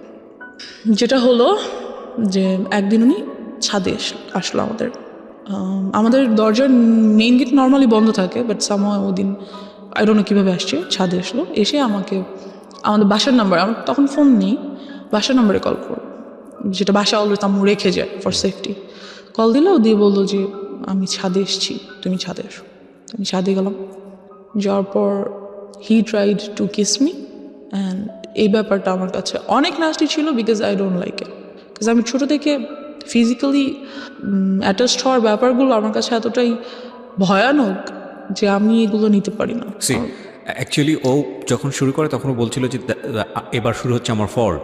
আমি মনে মনে ভাবছিলাম যে নো, এতক্ষণ ধরে যেই কজটা ছিল সেটার ইফেক্টটা শুরু হচ্ছে। So that is the thing, যে ওর পার্সোনাল লাইফে কত বড় ক্ষতি হয়ে গেছে যে ও ওই পার্টটাকে মনে করছে জীবনের সবচেয়ে বিভীষিকাময় পার্ট। এবং আমরা আজকে এই বিষয়টাকে খুব ওপেনলি এখানে ডিসক্লোজ করছি দুটো কারণে। এক, বাবা মা যারা আছেন, ফ্যামিলিতে যারা অভিভাবক আছেন, তাদের প্রতি আমাদের একটা বিশেষ মেসেজ হচ্ছে যে আপনি যাই করেন না কেন জীবনে, যত পয়সা আর্ন করেন, যত বেশি বিজি থাকেন, হোয়াট ফর, কেন করেন? বিকজ আপনার সন্তানরা তো এসে ওই লিগেসিটা ধরবে, বিকজ আপনার সন্তানদের জন্যই তো সেই সন্তানকেই যদি আমি প্রপারলি বড় করতে না পারি, বা তার যদি একটা কমফোর্ট এনভায়রনমেন্ট আমি এনশিওর করতে না পারি, তাহলে এই পরিশ্রমী পয়সা কিসের জন্য? প্রথম কথা হচ্ছে এটা। সো এটার প্রায়োরিটি অবশ্যই জরুরি, এক। দুই নম্বর হচ্ছে যে যারা আজকে অ্যাডাল্ট না বয়সের দিক থেকে, এবং অনেকেই হয়তো বা শুনবে রেডিওতে, তাদেরকে বলবো স্পিক আউট, বলো।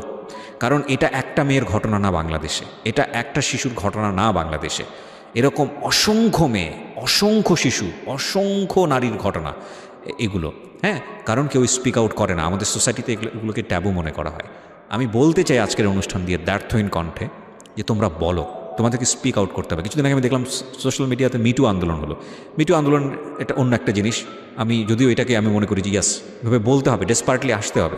এবং সেই জায়গাটা থেকে আমি মনে করি যে পুরো দুনিয়াকে না জানালেও অন্তত ফ্যামিলিকে জানাও, ফ্যামিলি মেম্বারদেরকে খুব ডেসপারেটলি বলো। ও তো বলেছে, কিছু কিছু ক্ষেত্রে বলেছে, তারপরেও ওকে এতটা হ্যাসল ফেস করতে হয়েছে। কিন্তু আমি জানি এরকম অসংখ্য শিশু আছে, অসংখ্য কিশোর কিশোরী আছে যারা কখনো স্পিক আউট করে না, সারাটা জীবন ধরে তাদের মধ্যে এটা ট্রমা হয়ে যায় এবং তারা সারাটা জীবন ধরে এটা বয়ে বেড়ায়। তো সেই জায়গাটা থেকে আমি রিকোয়েস্ট করবো সবাইকে, প্লিজ স্পিক আউট। ওকে, হ্যাঁ বলো তারপর। তো যেটা হলো যে আমার ওটা ভালো লাগলো না ব্যাপারটা, ওর বিহেভিয়ারটা। সো আমি টোটালি বললাম যে I am not liking your behaviour, so I am not going to be in a relationship with you anymore. So I broke up with him. Okay, just because of this reason? Yeah, because I don't like it. আমার কাছে relationship মানে কি, সম্পর্ক তো সবার সাথেই হয়, বাবা মা আমার একটা সম্পর্ক, বন্ধু বান্ধব আমার একটা সম্পর্ক, এটাও তো আমার একটা সম্পর্ক। So I just don't like it. After that যেটা হলো, ব্রেকআপ তো হইলো, বাট ও তো এলাকার বড় ভাই, so it's not good for me. ব্রেকআপটা হয়তো আমার জন্য ভালো না। যেটা করলো, অলওয়েজ আমাকে ডিস্টার্ব করতেছে, রাস্তায় বের হতে পারছি না, বাজে কমেন্টস হচ্ছে, কি বলবো, এই আমার গায়ে ইট ছুটে মারতেছে, ওদিক থেকে রং দিচ্ছে গায়ের মধ্যে, বেরোতেই পারতেছি না রাস্তায়, কুকুর ছেড়ে দিচ্ছে পিছনে। What are all this? Just because I broke up with you? Why? আমাকে তোমার যেমন প্রপোজ করার রাইট আছে, আমারও তোমার প্রপোজাল রিফিউজ করার রাইট আছে, এটা তুমি করতে পারো না। এরকম কিছুদিন যাওয়ার পর যেটা হয়, আমার যে বেস্ট ফ্রেন্ড, ও যেটা করে, আমাদের কিছু বাচ্চা কাচ্চা নিয়ে এলাকার কিছু সিনিয়র পার্সনদের কাছে যায় অ্যান্ড এই ব্যাপারগুলো বলে, রিকোয়েস্ট করে যে এই গ্রুপটা খুব মেয়েদেরকে খুবই, অথচ মেয়েদেরকে কিছু না, আমি একা এগুলো ফেস করছি, খুব বলে যে ওরা এরকম করছে, প্লিজ আপনারা ওদের বিরুদ্ধে কিছু একটা করেন। যাই হোক, তো সামহাও ওই ছেলেটা মেবি এরিয়া চেঞ্জ করে অন্য কোথাও বাসা নিয়ে নেয়। এবার যেটা হয়, আমাকে একটা ছেলে প্রপোজ তো না ঠিক, ব্ল্যাকমেইল করে for to be in a relationship with him. Like ওর বাবাও একজন অ্যাডভোকেট অ্যান্ড ওর আম্মু হাউসওয়াইফ, ওর বড় দুটো বোন আছে, দুজনেই এডুকেটেড। বলতে গেলে ওর ফ্যামিলিটা খুব ভালো, বাট ও জানি না কেন এমন হয়েছে, সম্পূর্ণ বিপরীত এবং বিকৃত মস্তিষ্কের একজন মানুষ আমার মনে হয়। বিকজ ও যেটা করতো, আমাকে প্রপোজ করে কয়েকবার, আমি বারবার রিফিউজ করে দিই because he looked so ugly first, second his behaviour was so nasty, so I didn't like him at all. সব থেকে বড় কথা হচ্ছে, অলওয়েজ এলাকায় আমি যখনই বেরোতাম দেখতাম সিগারেট খাচ্ছে, এটা আমার অনেক অপছন্দ ছিল ওই টাইমটাতে। So I refused his proposal. একদিন যেটা হলো, রিক্সা দিয়ে যাচ্ছি, চলন্ত রিক্সা লাফ দিয়ে উঠে পড়লো। You have to accept my proposal anyhow. মানা করে দিলাম। ফোন করেছে, কোথায় তুমি? আমি কোচিংয়ে। বেরো, আমি রাস্তায় দাঁড়িয়ে আছি। বেরোয় দেখি মেইন রোডের রাস্তার মাঝখানে দাঁড়িয়ে আছে। আমি মরে যাবো তুমি যদি আমার প্রপোজাল অ্যাকসেপ্ট না করো। I was like whatever. Then যেটা করলো, ওর আব্বুকে দিয়ে আমাকে ফোন করো। মানে চিনতে ভুল করেছে, থাকে না, ওর কমন সেন্স মনে হচ্ছে আসলে আমার একটা দয়া মায়া হবে, and I think she will fall in love with me, that's why ও মাঝখানে দাঁড়িয়ে আছে। বাট সব গাল তো একরকম না, খুশি হয়ে যাবে অনেকে। আই থিঙ্ক আপনি খুশি হয়ে গিয়েছেন, ঠিক আছে, আপদ বিদায় হবে যদি আজকে কিছু একটা হয়েই যায়। Kind of like that, yes, because ও অলওয়েজ পিছন, আমি যেখানে যাচ্ছি সেখানে। ওয়াই? এনিওয়েজ, তোর আব্বুকে দিয়ে আমাকে ফোন করালো। তোর আব্বু ভাবলো যে যাক, একটা ভালো মেয়ের সাথে যদি ফ্রেন্ডশিপ হয়, মেবি ও আস্তে আস্তে চেঞ্জ হয়ে যাবে। তো ওর আব্বু ফোন দিল আমাকে, দিয়ে বললো যে আম্মু, আমার ছেলেটা তো তোমার সাথে ফ্রেন্ডশিপ করতে চাচ্ছে। বলছে আমি ফ্রেন্ডশিপ করতে চাই। আব্বু তো আর বলতে পারে না যে আমি রিলেশনে যাবো। তো বাবা কেন ফোন দিয়ে সেটা ইন্সপায়ার করবে? আই ডোন্ট নো, ওর আব্বু আমাকে ফোন করলো।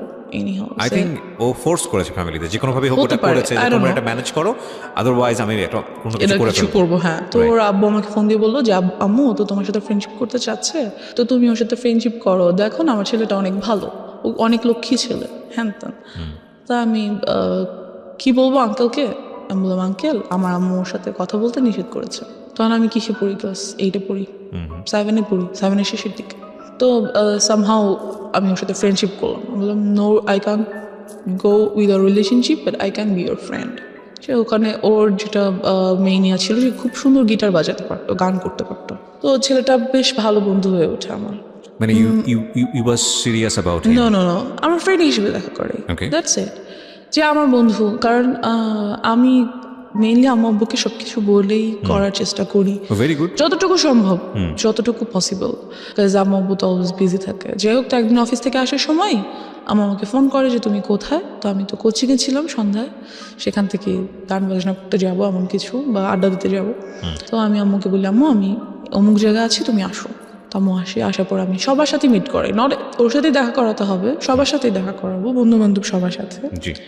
তো বাট আমি ওর সাথে পরিচয় করিয়ে দিই আম্মুকে স্পেশালভাবে, আম্মু এটা আমার বন্ধু। তো ওর কাছে মনে হয় যে no, she is so serious about me. আম্মুর সাথে আমাকে পরিচয় করে দিছে, তার মানে তো শেষ আমি। অ্যান্ড ও এমন কোনো ছেলে ছিল না যে খুব কারো ব্যাপারে সিরিয়াস হয়ে যেতে পারে, এমন কেউ ছিল না। সো আমাকে ফোন দেয় পরের দিন সকাল, ফোন দিয়ে বলে দ্যাট আমি তোমার সাথে আর কোনো রিলেশনশিপ রাখবো না। তোমার আমার মধ্যে তো কোনো রিলেশনশিপ নাই, we are just friends, right? যে whatever, I'm ditching you, you are dumped by me, এমন কিছু। লাইক তুমি কি আমাকে ইনসাল্ট করার জন্য এটা বলছো? যেটাই ভাবো, তুই আমাকে আর নেক্সট টাইম কল দিবা না, আমার সাথে কোনো কন্ট্যাক্ট করার ট্রাই করবা না, দ্যাটস ইট। আমার এত বিরক্ত লাগে যে why did I do? তুমি আমার জন্য পাগল ছিলা, রাস্তার মাঝখানে যে দাঁড়ায় থাকতাম, যদি রিলেশন করি, এখন হঠাৎ করে বলতেছো আমি তোমার সাথে কল না দিই। কি করছি আমি? আমার ফল্টসটা কোথায় আমি বুঝতেছি না। দেন হোয়াটএভার, আমি ওটা বাদ দিয়ে দিই। একদিন যেটা হয়, খবর আসে যে ওকে অ্যারেস্ট করে ফেলতে হয়েছে, because he was dealing drugs. তো ওকে পুলিশ অ্যারেস্ট করে, এই অবস্থায় রেড হ্যান্ডেড ওকে অ্যারেস্ট করা হয়। সো কোন ক্লাসে ছিলেন আপনি তখন? আমি 8-এ পড়ি। ক্লাস 8-এ পড়েন। ও কোন ক্লাসে পড়ছিল? ও maybe intermediate or something like. যাই হোক, তো আমি ওর আব্বুকে ফোন করি, যে আঙ্কেল এরকম এরকম এটা হয়েছে হ্যান ত্যান। তো আঙ্কেল বলে যে না আমি যাব না, যাই হোক গিয়ে বলছি আঙ্কেল আপনি আমাকে ফোন করে আপনি ছেলের সাথে ফ্রেন্ডশিপ করতে বলছেন, ও এত ভালো ছিল, তা আজকে ওকে পুলিশ কেন নিল? নিচ্ছে যখন আমি আপনাকে জানাচ্ছি আপনি যেতে চাচ্ছেন না, এখন আমাকে কি করতে বলেন? আমি কি করবো? তোমার কিছু করতে, বাট ওর বন্ধুরা আমাকে বারবার ফোন করছে যাতে আমি 10,000 টাকা নিয়ে যাই। বুঝতে হবে আমি ক্লাস 8-এ পড়ি, আমার কাছে 10,000 টাকা কোত্থেকে আসবে? Right. It's not possible for me. ওই মুহূর্তে আমি যেটা করি, আমার কানে দুটো দুল ছিল গোল্ডের, আমি এগুলো সেল করি 9,000 something. Why you sell? Cause আপনার তো তখন অলরেডি ওর সাথে ব্রেকআপ তো বলে না, হ্যাঁ মানে একটা আমি দূরত্ব কথা তৈরি বলবো না বা সামথিং ঝগড়া, আই ডোন্ট নো, আমার কাছে কেন যেন মনে হচ্ছিল যে আমার ওকে ওখান থেকে নিয়ে আসা উচিত। ওকে। আমার মনে হচ্ছিল যে মেবি এটা আমার করা উচিত কোনো কারণে, Okay. এটা আমি ফিল করছিলাম। ওকে। যাই হোক, তো আমি সেল করি এটা, বাকি ওই টাকাটাই আমি ওর বন্ধুদেরকে দিয়ে দিই। তো ওকে নিয়ে আসে, দেন যেটা হয় যে ওর কাছে অনেকগুলো ড্রাগস প্রোডাক্টস ছিল, লাইক কিছু ট্যাবলেটস ছিল pink, green, yellow, those are kind of ইয়াবা, আর কিছু আর বটল ছিল ইনজেকশন মেডিসিনের যে বটল। কি পুলিশ পেয়েছে ওর কাছ থেকে? হ্যাঁ। নাকি ও আপনি পরবর্তী না ওর না কাছ না, থেকে ওগুলো পেয়েছেন? ওগুলোর বাসায় ছিল। আচ্ছা। ওকে তো জামিন দিয়ে নিয়ে আসা হয়, বাসায় নিয়ে এসে। আপনি টাকা নিয়ে কোথায় যান? টাকা নিয়ে আমি কোথাও যাই না, ওর বন্ধুরা আমার বাসার সামনে থেকে এসে টাকাগুলো নিয়ে যায় ওকে। আর ওকে নিয়ে আসে। আচ্ছা, এটা পরবর্তী কাহিনী। মানে তার মানে আপনি নিশ্চিত ছিলেন না যে আসলে ওদেরকে পুলিশ ধরেছে কিনা? হ্যাঁ, আমি জানতাম, আমি প্রত্যক্ষ দেখিনি ওকে, যে আসলে C this is another thing, মানে এমনও তো হতে পারে যে ওরা আপনার কাছ থেকে টাকা নেওয়ার জন্য সিস্টেম করেছে। বলেছে। হ্যাঁ, হতে Okay. পারে, জানি না কেন যেন আমার মনে হচ্ছিল যে আমার ওকে হেল্প করা উচিত, দ্যাটস ওয়াই আমি কাজটা করেছি। How did you sell your কানের দুল, কিভাবে সেল করলেন? আমার যে বেস্ট ফ্রেন্ডটা ছিল বললাম, হ্যাঁ, ওর কাছে ওকে sell- বলেছি যে এটা আমাকে সামহাও, এটা আমার আজকে রাতের মধ্যে আমাকে সেল করে দিতেই হবে। ও আপনাকে সেল করে দিয়ে দিয়েছে? আমাকে সেল করে দিল। আমি জানি না ও কিভাবে কার কাছে সেল করছে, হতে মানে ও পারে। কখনো জিজ্ঞেস করেনি যে তুমি এটা কিছু জন্য সেল হ্যাঁ, করছো? জিজ্ঞেস করেছে, আমি বলছি যে don't ask anything, just I need to sell it, দাও। তো যেটা হয় ওই ড্রাগস প্রোডাক্টসগুলো ওর বাসায় যেগুলো ছিল সেগুলো ওর একটা বন্ধু আমাকে এনে দেয়, যে ব্যাগ দেয় আর কি। পরে আমি খুলে দেখি এগুলো আছে। আমাকে ব্যাগে কি কিসের জন্য আপনাকে দেয়? আমার কাছে রাখার জন্য দেয় এবং বলে যে প্লিজ এগুলো তোমার কাছে কয়েকদিন রাখো, এই ব্যাগটা আমরা কিছুদিন পরে এসে নিয়ে যাবো। ও তখন কোথায়? ও তখন যেদিন আমি যখন টাকা দিচ্ছি তখন ওটা আমাকে দেয়, আচ্ছা। ব্যাগটা আমাকে দেয় রাখার জন্য, যে যদি পুলিশ ওদের বাসায় সার্চ করে তাহলে এগুলো পাবে, আর যদি ওদের বাসায় পায় তাহলে ওর বাবা মাকেও অ্যারেস্ট করা হবে। ওকে। ওর কাছে অল্প কিছু জিনিস পাওয়া গেছে জন্য ওকে জামিন করা সম্ভব, বাট যদি এগুলো পায় তাহলে অনেক প্রবলেম হবে, সেটা হয় আমাকে দিয়ে যায়। তো ও রাতে ওখান থেকে আমি কিছু জিনিস আমি রেখে দিই। কি মেন্টালিটিতে এটা করেছি, কেন ভালো লাগলো, আই ডোন্ট নো কেন আপনি রাখলাম। বুঝতেন যেগুলো ড্রাগ? না, আমি জানতাম না ওগুলো কি, বাট আমি রেখেছি। কেন রেখেছি আর আমার কাছে মনে হলো যে আমার রাখা দরকার, বা আমি রাখি। ইট ওয়াজ ইন আ ফ্লো, আমি রাখলাম জিনিসগুলো কোনো কারণে। তো রেখে দিলাম, রাখার পর ওরা কিছুদিন পরে সে ব্যাগটা নিয়ে গেল, কথাবার্তা বলি না। যাই হোক, তো এবার ড্রাগস কীভাবে নিলাম সেটাতে চলে আসি। ওগুলো আমার কাছে ছিল বেশ অনেক দিন, আমি ওগুলো রেখে দিয়েছিলাম কিন্তু খুলিনি, ধরিনি, কিছুই না। যেটা হয় যে একদিন রাতে আম্মু আমাকে খুব বকা দিচ্ছিল, তখন আম্মু আমাকে একটা ছোট সেলফোন কিনে দেয়, ছোট্ট একটা, যাতে কোচিংয়ে গেলে বা কোথাও গেলে কথা বলা যায়। তো ওটা আমি টিপাটিপি করছিলাম, মেসেজেস দেখছিলাম। তো আম্মু এসে দেখে আমি বইয়ের সামনে রেখে ফোন ইউজ করছি। আম্মু খুব বকা দেয় আমাকে, প্রচণ্ড বকা দেয়, অ্যান্ড আমার পাস্ট নিয়ে অনেক কথা বলে, লাইক কখনোই তোমাকে নিয়ে আমি কোনো শান্তি পাই নাই, তুমি সবসময় আমাকে প্রবলেমস ক্রিয়েট করছো আমাদের লাইফে, তুমি এটা করছো সেটা করছো, হ্যান ত্যান, খুবই বকাবকি করে। তো এক পর্যায়ে আমি আমার উপর খুব চিল্লাই, ইট ওয়াজ মাই ফল্ট অর সামথিং, আমি করেছি ইচ্ছা করে, সামথিং লাইক দ্যাট। তো আম্মু যেটা করে আমার ফোনটা নিয়ে ভেঙে ফেলে, অ্যান্ড আমাকে রুম বাইরে থেকে লাগিয়ে চলে যায়। খুব বিরক্ত লাগে ব্যাপারটা, আমার খুব মেজাজ খারাপ লাগে যে আমি কেন আমার সাথে এই কাজটা করলো উইদাউট এনি রিজন। হঠাৎ করে এসে ফোনটা নিয়ে ভেঙে আমার সাথে রাগারাগি চিল্লাচিল্লি, আমি তো কিছু করিনি। কোন ক্লাসে তখন? আমি তখন ক্লাস 8-এ, আমার তখন টেস্ট পরীক্ষা সামনে, 8-এর টেস্ট পরীক্ষা চলছে, পরের দিন আমার ইসলাম শিক্ষা পরীক্ষা, এরকম কিছু। যাই হোক, তো আমি পড়ছিলাম বাট ফোন টিপাটি, দ্যাটস ওয়াই মেবি আমার রাগ করছে যে পড়ার টাইমে ওয়াই আর ইউ, ঠিক আছে সেটা তুমি বকা দিতে পারো যে ফোন কেন নিয়ে রেখেছো, বাট শি ওয়াজ লাইক তুই এটা করছিস ওটা করছিস। তো আম্মু আমাকে রেখে চলে গেল, রাতে খাবার দিল, খেলাম না, ঘুমাতে যাব। আম্মু দিন আমার সাথে আমার রুমে ঘুমাবে, যা ঘুমাচ্ছে। তো আমার ব্যাপারগুলো এত খারাপ লাগছিল যে আসলেই মেবি আমি আমার আব্বুর লাইফে অনেক বড় একটা প্রবলেম। আমার জন্য হয়তো বা আসলেই তারা অনেক সাফার করছে, যেহেতু আমার জন্য পুলিশের কাছে যেতে হয়েছে, এলাকায় প্রবলেম হয়েছে, a lot of things they had to suffer for me. So I was like আমার মেবি বাসা থেকে চলে যাওয়া উচিত। হয়তো আমি না থাকলে আব্বু আম্মুর কোনো প্রবলেম হবে না, তো তারা কি বলবো, তাদের সব প্রবলেম সলভ হয়ে যাবে, আমি হয়তো তাদের প্রবলেম। আমি যেটা করলাম, রাত্রে প্রায় 1:30টার দিকে ঘুম থেকে উঠে বাসা থেকে বের হয়ে গেলাম। And you don't know আপনি কোথায় যাচ্ছেন? নো আই ডোন্ট নো, আমার জাস্ট মনে হচ্ছিল আমি হয় মারা যাবো, আদারওয়াইজ এই বাসায় থাকবো না। ওকে। বিকজ আমি হচ্ছি এই বাসার প্রবলেম, আমি নাই তো বাসাটা শান্তি থাকবে। বিকজ আম্মুর কথায় আমার এমনই মনে হচ্ছিল। তো আমি বের হয়ে গেলাম, বের হয়ে রাস্তায় একটু সামনে যেয়ে বসে রইলাম, একটা বাসার সামনে বসে রইলাম। তো তখন মনে হচ্ছিল যে না, বাসায় চলে যাই, থাক বাসায় চলে যাই। আম্মু ঘুম থেকে উঠার আগে বা এটা জানতে পারার আগে যে আমি বাসায় নেই, আমি বাসায় চলে যাই। আর ভাবলাম না, যাবো না। Like I was confused and এর মধ্যে অনেক রাত হয়ে গেছে। তো যেটা হলো, আব্বু ঘুম থেকে উঠে গেল এবং দেখলো আমি নেই। এলাকায় কিছু লোককে ফোন দিল, এক পর্যায়ে অনেক টাইম হয়ে গেল আর কি, প্রায় ভোর হয়ে এসছে। তখন আব্বু পুলিশকে ফোন করলো, আব্বু পরিচিত ছিল থানার পুলিশদের সাথে। তো ফোন করলো যে দেখেন কোথাও আছে কিনা। তো টহলদার যে পুলিশরা ছিল আমাকে পেলো অ্যান্ড বাসায় নিয়ে আসলো। অ্যান্ড আব্বু আমাকে কিছুই বললো না, কোনো বকাঝকা করলো না, কিছু করলো না। বিকজ আব্বু নিউ দ্যাট আম্মু আমাকে এমন কিছু একটা বলছে যার জন্য আমি কাজটা করছি। তো আব্বু আমাকে জাস্ট বললো যে নেক্সট টাইম যদি কখনো তুমি বাইরে যেতে চাও, রাতে ঘুরতে যেতে ইচ্ছে করে, তাহলে বাবাকে বলবা, আমি তোমাকে নিয়ে যাবো। I was like wow great. But আমার এইটাতে হয়তো আমার ফিল করা উচিত ছিল যে না, বাবা আমাকে একটা চান্স দিছে, I should take it. But আমার কেন যেন খুব বিরক্ত লাগছিল, বকা দিল না কেন আমাকে? আমি রাতের বেলা বের হয়ে গেছি, আমাকে অবশ্যই বকা দেওয়া দরকার ছিল, দিল না কেন? কেমন যেন লাগছিল।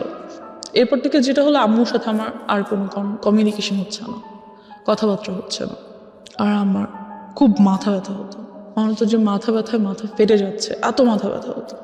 যেটা হলো, আমি যাতে কোনোভাবে লাইক আর হ্যারাসড না হই, এই থটটা থেকে আমি অনেক বন্ধুদের সাথে, এমন ছেলেদের সাথে ফ্রেন্ডশিপ করেছিলাম যে যারা আমাকে মিস করতে পারে। করার কারণ হচ্ছে এটা যে ওরাই যখন আমার ফ্রেন্ড হবে, তখন ওরা আর আমাকে টিস করবে না বা আমাকে কোনো প্রবলেম করবে না। তো ওদের মধ্যে থেকে একজন আমাকে বললো কি যে তুই সিগারেট খা, সিগারেট খেলে যেটা হবে, মাথা ব্যথা করবে না। তো আমি সেই কাজটাই করলাম, সিগারেট খেলাম। অ্যান্ড ফিলিংসটা এমন ছিল যে হ্যাঁ, খুব মাথা ঘুরতেছে, কিন্তু একটু পরে আর মাথা ব্যথা করছে না। পৃথিবীর অন্যতম জঘন্য জিনিস, এবং এটা যারা খায় প্রথম আমি একটু বলে নিই, বিকজ এই ফ্যান্টাসিতে সবাই থাকি আমরা টিনেজ বয়সে। আমি যদি একটা টান দিইনি তা না, সে কারণেই বলছি।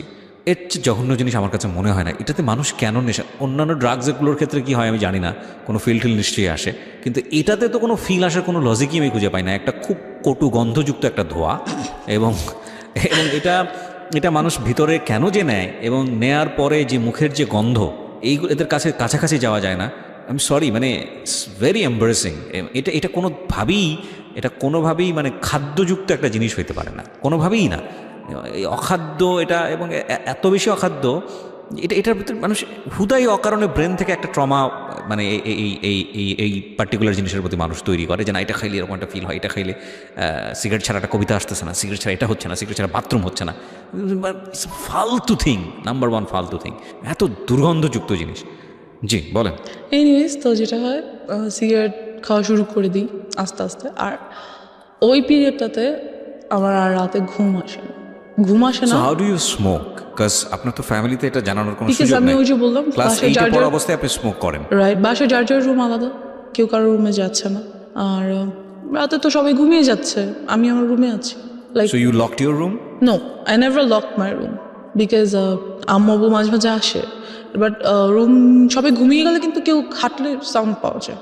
আপনি বুঝতে পারেন যে হ্যাঁ, কেউ কেউ একজন আসলে আসছে। আমি ফেলে দিই, ফ্যান ছেড়ে একটু স্প্রে করে দিই, দ্যাটস ইট। এটা আমাকে ওরা শিখিয়ে দিয়েছে, এরকম করলে কোনো স্মেল পাবে না। হ্যাঁ, চকলেট রাখা যায় সাথে, তা আব্বু আম্মু বুঝে না। আর আসলে তারা আসেও না, যেহেতু আমার রাতে ঘুম আসে না, কোনোভাবেই আমার ঘুম আসে না।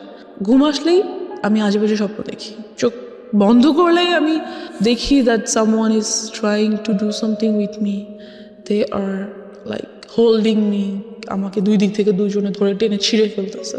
ভয়ানক সব স্বপ্ন দেখি, লাইক আমি ঘুমাতে পারি না, ঘুম আসলে ঘুম ভেঙে যায় আজে বাজে স্বপ্ন দেখে। তো আমি এরকম একদিন রাতে ঘুমাচ্ছি, এমন একটা স্বপ্ন দেখলাম স্বপ্নটা দেখে আমার এত ভয় পেলাম, ঘুম থেকে উঠে আমি ওই যে জিনিসগুলো এনে রেখেছিলাম ছেলেটার ব্যাগ থেকে, সেখান থেকে একটা বটল নিয়ে ইয়াটা খোলার চেষ্টা করি, কিন্তু এটা খোলা যাচ্ছিল না, ক্যাপটা।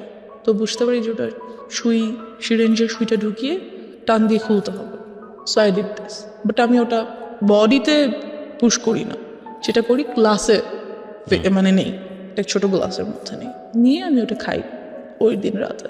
যেটা হয় যে ওটা এতটা তিতা ছিল, আর খাওয়ার ঠিক 10 থেকে 15 মিনিটের মধ্যে আমি সেন্সলেস হয়ে যাওয়ার পর আব্বু আম্মু সামহাও মেবি আমাকে রাতে দেখতে এসেছিলো যে ঘুমাচ্ছি কিনা, ঠিক আছে কিনা, একটু বাদে আর কি। আমি সেন্সলেস হয়ে যাওয়ার কিছুক্ষণ পর তো দেখে আমি মাটিতে শুয়ে আছি, ফ্লোরে। তো তারা এসে দেখে, আব্বু আমাকে ধরে সোজা করে দেখে আমার মুখ থেকে ফেনা বের হচ্ছে, দেখে আমাকে সাথে হসপিটাল নিয়ে যাওয়ার পর হোয়াট ওয়াজ ইট, এটা কি ছিল? I don't know, maybe some drug product যেটা বডিতে নিতে হয়, অফকোর্স, যেহেতু ইনজেকশন ইয়াগুলোতে ছিল, বটলগুলোতে ছিল। সেটা আপনি খেয়ে ফেলেছেন? হ্যাঁ, সেটা আমি খেয়ে ফেলেছি।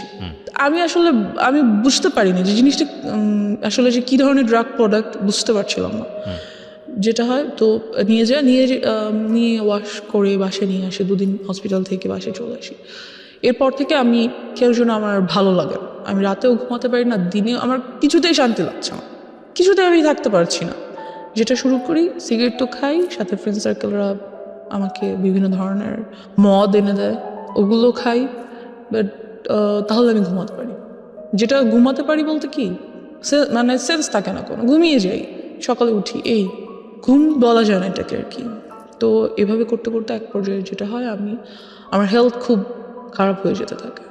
তো আমি বুঝতে পারি that whatever I am doing is not good for me. কী করবো, ভাল লাগছিল না, এগুলো ছাড়া কোনোভাবেই থাকতে পারছিলাম না। এর বাহিরে আরও কিছু ড্রাগ প্রোডাক্টস ট্রাই করতে চাই, মেবি ওগুলোর দ্বারা এগুলো ওভারকাম করতে পারবো, এমন একটা থট ছিল যে হয়তো ওগুলো যদি আমি ট্রাই করি তাহলে হয়তো এগুলো ওভারকাম করতে পারবো, এমন একটা ব্যাপার। তো একদিন একটা ফ্রেন্ড বলে যে ঠিক আছে, তোকে আজকে ইয়াবা ট্রাই করাবো, তার জন্য অমুক ফ্রেন্ডের বাসায় চল, ওর বাসায় আজকে আব্বু আম্মু থাকবে না। ওকে, দেন ওরা অনেকগুলো ছেলে সবাই, আর আমি আর একটা মেয়ে আমার সাথে, আর একটা ফ্রেন্ডের ওয়াইফ, ওরা বিয়ে করে ফেলছে এরকম কিছু। তো আসলো, ওরা সবাই ইয়াবা ট্রাই করছে। তো যখন আমার টার্ন আসলো আর কি, আমার কাছে খুব ভয় লাগছিল যে আমি কি আসলে এটা করবো, কারণ যেটা নেওয়ার সাথে সাথে আমি দেখতেছিলাম সবাই শুয়ে পড়তেছে, যেইটা ট্রাই করতেছে শুয়ে পড়তেছে, লাইক সেন্সলেস হয়ে যাচ্ছে আর সামথিং, নেশাগ্রস্ত হয়ে যাচ্ছে। তো আমার খুব ভয় লাগছিল যে আমি কি আসলে এটা করব। তো ভাবলাম যে করব না, খুব ভয় পাচ্ছিলাম। ওখান থেকে চলে আসি সামহাও। তো ওরা আমাকে যেতে খুব মানা করে। তো ওদের মধ্যে থেকে 2জন অপরিচিত ছেলেও ছিল, ওরা নিচ্ছিল না, ওদের আমার আগে নেওয়ার কথা ছিল। 2টা কারণে আমি ভয় পেয়েছিলাম, ওদের আমার আগে নেওয়ার কথা ছিল, বাট ওরা নিচ্ছিল না। তো আমি ভাবলাম যে হতে পারে যে আমাকে এজন্য এখানে আনা হয়েছে যে আমি ড্রাগসটা নিব, then they are going to do something. আমার ব্রেনে শুধু এটাই কাজ করছে, যাচ্ছে আমি নিলাম না, চলে আসলাম ওখান থেকে। অ্যান্ড ড্রাগ অ্যাডিকশনের মধ্যে তাহলে কিছুই পড়ে না, শুধু পরে আমি খুব সিগারেট খেতাম। অ্যান্ড এলাকার সবাই এটা জানতো, আব্বুকে খুব বিচার দিত। তো একদিন আব্বু আমাকে সরাসরি এসে ধরার জন্য রাতে ঘুমায় না, বিকজ পাশের বিল্ডিংয়ে লোকের আব্বুকে এটা বলতো সিগারেট খায় আমরা দেখি, হ্যাঁ ছাদে যেয়ে খায় বা বারান্দায় বসে খায় আমরা দেখি। তো একদিন রাতে আব্বু ঘুমায় না, আমি সিগারেট খাচ্ছি, এরই মধ্যে আব্বু রুমে এন্টার করে। আমি বুঝতে পারি না, বিকজ ফ্যান চলছিল, আমি খেয়াল করি না, শব্দ পাই না। তো আব্বু এসে আমার সামনে এসে দাঁড়িয়ে he says, you have cigarettes? I say yes. কিছু করার নেই, আমাকে তো দেখে ফেলেছে। দেন হি সেজ, আমাকেও দাও, আমিও একটু খাবো। বাবা কখনো সিগারেট তো দূরের কথা, চাও খায় না, কিছুই খায় না, কোনো ধরনের আউট ভাত বা নর্মাল খাবার ছাড়া আউট কোনো কিছু বাবা খায় না। সেই সেটা আমাকে একটু দাও, আমি খাবো। কেন খাও, কি ভালো লাগে, বকা দেয় না আমাকে কোনো। সো আব্বু ওদিন সারা রাত আমার সাথে অনেক গল্প করে, তার লাইফ সম্পর্কে অনেক কিছু বুঝায়। দেন যেটা হয় যে আমি বুঝতে পারি, বাট সিগারেট ছেড়ে দেওয়াটা তো ইজি না, and I couldn't do that. তো আমার যে বেস্ট ফ্রেন্ডের কথা বলছিলাম, সবই জানতো মোটামুটি। এক পর্যায়ে আমাকে প্রপোজ করে that yes, I like you so much and I think you must be my girlfriend. ও জানতো যে আপনার এই আদ্যপান্ত সব জানতো? হ্যাঁ, ও সব কিছু জানতো, ও ছোটো থেকে আমার সাথে ছিল। অ্যান্ড আপনার এই ধরনের অ্যাক্টিভিটিসে আপনার পড়াশোনায় কোনো ক্ষতি হতো না? হ্যাঁ, অফকোর্স আমার রেজাল্ট অলওয়েজ খারাপ হতো, পড়াশোনায় মনোযোগ ছিল না, এরকম চিন্তা কিছু করে না। দেখেন, একটা root cause basically sexual harassment, and ওই জায়গাটা থেকে একটা মেয়ের জীবনটাকে কিভাবে অন্যদিকে নিয়ে যাচ্ছে। ওকে, তো ওর প্রপোজালটা আমি অ্যাকসেপ্ট করে ফেলি। ও আমার ক্লাসমেট, বাট ও জানি না ও ইচ্ছা করে কি না বা আল্লাহ প্রদত্ত হতে পারে, ওর সাথে থাকার কারণে দেখা গেছে আমি অনেক কিছু স্কিপ করতাম। লাইক হ্যাঁ আচ্ছা কোচিংয়ে যাও, প্লিজ যাও পড়ো, ওকে আমার নোটটা নাও, লাইক পড়াশোনার ব্যাপারেও আমাকে খুব হেল্প করতো। অ্যান্ড যেটা হতো যেই জিনিসটাতে আমি ভয় পেতাম, like if somebody touches me, আমি এটা কখনো নিতে পারতাম না যে কেউ আমাকে টাচ করতেছে। আমার কাছে এসে কোনো ছেলে বসলেও আমার বিরক্ত লাগতো, ভালো লাগতো না। আমার আমি হ্যালুসিনেট করতাম that he is coming towards me, trying to touch me, something like that. আমি মেন্টালি লাইক কী বলবো, উইক হয়ে যাচ্ছিলাম। বাট এই কাজটাও কখনো করতো না, যেটা আমাকে ওর কাছে খুব কমফোর্ট ফিল করতাম। Okay, okay. Because he never use to do this, যেটা আমার ছেলেদের প্রতি অলওয়েজ থিঙ্কিং ছিল, এই কাজটাও করতো না কখনো আমার সাথে। So he was like very friendly with me, helpful, lovable, something like that. তো নোট করে দিত, আমার সব নোটও করে দিত, হোমওয়ার্ক করে দিত, লাইক ও আমাকে ইন্সপায়ার করতো সব কিছুতে, আমাকে বুঝায় বলতো। I use to cry with him that I had all this in my life. সাধারণত বেসিক্যালি দেখা যায় কি যে কোনো ছেলে যদি রিলেশনশিপে যেতে চায়, তারা কখনোই এমন একটা মেয়ের সাথে রিলেশনশিপ করবে না যার লাইফে এই ধরনের হিস্ট্রি ছিল। I guess no. অ্যান্ড কোর্সটা তো গুড, অ্যাটলিস্ট ওরা একবার হলেও বলবে যে তুই এগুলো করে আসছিস। যখন একদম টেম্পার লুজ করে তখন এগুলো হ্যাঁ, রেকর্ড দেয়। আর ওকে অ্যাবিউজ করবে, আর ওকে ইউনো কী বলবো, একটু আন্ডার এস্টিমেট করবে। বাট যেটা ওর ক্ষেত্রে হতো, কখনোই এই কাজগুলো আমার সাথে করতো না। আর অলওয়েজ আমাকে খুব ইন্সপায়ার করতো that it's okay, you are going to overcome all this, it's fine. How your family treated you? Because বাবা জেনে গেল যে তুমি সিগারেট করছো, আমি তোমাকে তুমি করেই বলি, বিকজ তুমি আমার অনেক ছোটো হবা, এতক্ষণ পরে তুমি চলে এসছো। It's okay. সো তুমি সিগারেট নিচ্ছ এবং তোমার বাবা তোমার সাথে বিষয়গুলো শেয়ার করছে, তারও পার্সোনাল লাইফ শেয়ার করছে, তার মানে খুব ইন্টেলিজেন্টলি সেই জিনিসটাকে ডিল করছিল। right. এবং সে খুব ভালোভাবে বুঝতে পারছিল যে আমার মেয়েকে যদি আমি এখন খুব অতিরিক্ত শাসনের জায়গায় নিয়ে যাই, সে আরও বেশি খারাপ হয়ে যেতে পারে। সো খুব ইন্টেলিজেন্টলি সে ডিল করছিল। বাট এটা নিয়ে কি তোমার বাবা মার মধ্যে কোনো ধরনের কোনো ঝামেলা দেখতা? কোর্স তারা কি বলবো, তোমাকে নিয়ে ঝগড়া করা বা না কোনো তাহলে? না, আমার আব্বু আম্মু খুব কাম, আগেই তো বলেছি। তারা ঝগড়া করতো না, বাট টেন্সড থাকতো অফকোর্স। মাঝে মাঝে যদি আমি যেহেতু রাতে ঘুমাতে পারি না, স্টিল পারি না, আমি যদি উঠে তাদের রুমের কাছাকাছি যাই। তুমি রাতে ঘুমানো বলে আমার অনুষ্ঠানগুলো শুনেছো, that's why you are here. এটা আমি একটু জাস্ট খালি বলে দিলাম। ও কোনো অ্যান্ড্রয়েড ইউজ করে না এবং এটার পিছনে একটা রিজন আছে। রিজনটা কি বলো তো? রিজন হচ্ছে যেহেতু লাইফে অলরেডি এত কিছু হয়ে গেছে, অ্যান্ড্রয়েড ইউজ করা মানে বাবা মা চিন্তা করে অ্যান্ড্রয়েড ইউজ করলে অনেক কিছু, আর অ্যান্ড্রয়েড দিয়ে পাওয়া যায় না। হ্যাঁ, পাওয়া যায় না এমন তো কিছু নাই, অ্যান্ড্রয়েডে সব কিছু পাওয়া যায়। So আমি আরো ইনফরমেশন জানবো, হয়তো আরো অনেক কিছুর ব্যাপারে জ্ঞান খুলে যাবে, সেগুলো ট্রাই করতে চাই। আরো বেশি ডিরেইলড হয়ে যেতে পারো তুমি, Yeah, যেহেতু তুমি ড্রাগের কাছে চলে গিয়েছো। রাইট। সো দ্যাটস ওয়াই ওনারা বলেছে যে তুমি এটা থেকে দূরে থাকো, এবং আলটিমেটলি তুমি এটা এগ্রিও করেছো। অফকোর্স। সো তুমি তো আসলে অবাধ্য না, যেটা মনে হয়েছে। এবং তারপরেও এই বিষয়গুলো যখন ফ্যামিলি জেনে গেল, তোমাকে ড্রাগের কাছ থেকে সরানোর জন্য কি করেছে তারা? ড্রাগের কাছ থেকে যেটা আমি বললাম যে ইয়াবাটা মাঝে মাঝে ট্রাই করতো। ওকে। তো ওটার জন্য আমাকে রিহ্যাবে পাঠানো হয়েছিল। এক পর্যায়ে তারা রিহ্যাবে পাঠাবে? হ্যাঁ, যখন বাবা জেনে যাবে। কোন ক্লাস ছিলে তখন তুমি? 9-এ। ক্লাস 9-এ। আচ্ছা, তারপর? বেশি দিন আমি ছিলাম না অবশ্য সেখানে। বেশি দিন কি, আই মিন টু সে, ওখানকার ডাক্তারদের সাথে খুব কথাবার্তা হতো, আর যা ট্রিটমেন্ট ছিল বাসাই তা চলতো। বিভিন্ন ধরনের মেডিসিনস অ্যান্ড ট্রিটমেন্টস ওগুলো বাসাই হতো। তারপর আস্তে আস্তে সেগুলো থেকে চলে যাই। অ্যান্ড আল্লাহর রহমতে আমি এখন কোনো কিছুই আর নিই না, nothing, I am totally out of it. এখন তো ফ্যামিলি সব কিছু জানে তোমার সম্পর্কে। হ্যাঁ, তো সব কিছু জানার পরে তারপরে সব কিছু বলতে জানে আর কি। মানে ডেফিনেটলি তুমি যেগুলো এখানে যেগুলো বলেছো, সেগুলো থেকে আমার কাছে মনে হয়েছে যে অনেক কিছুই জানে।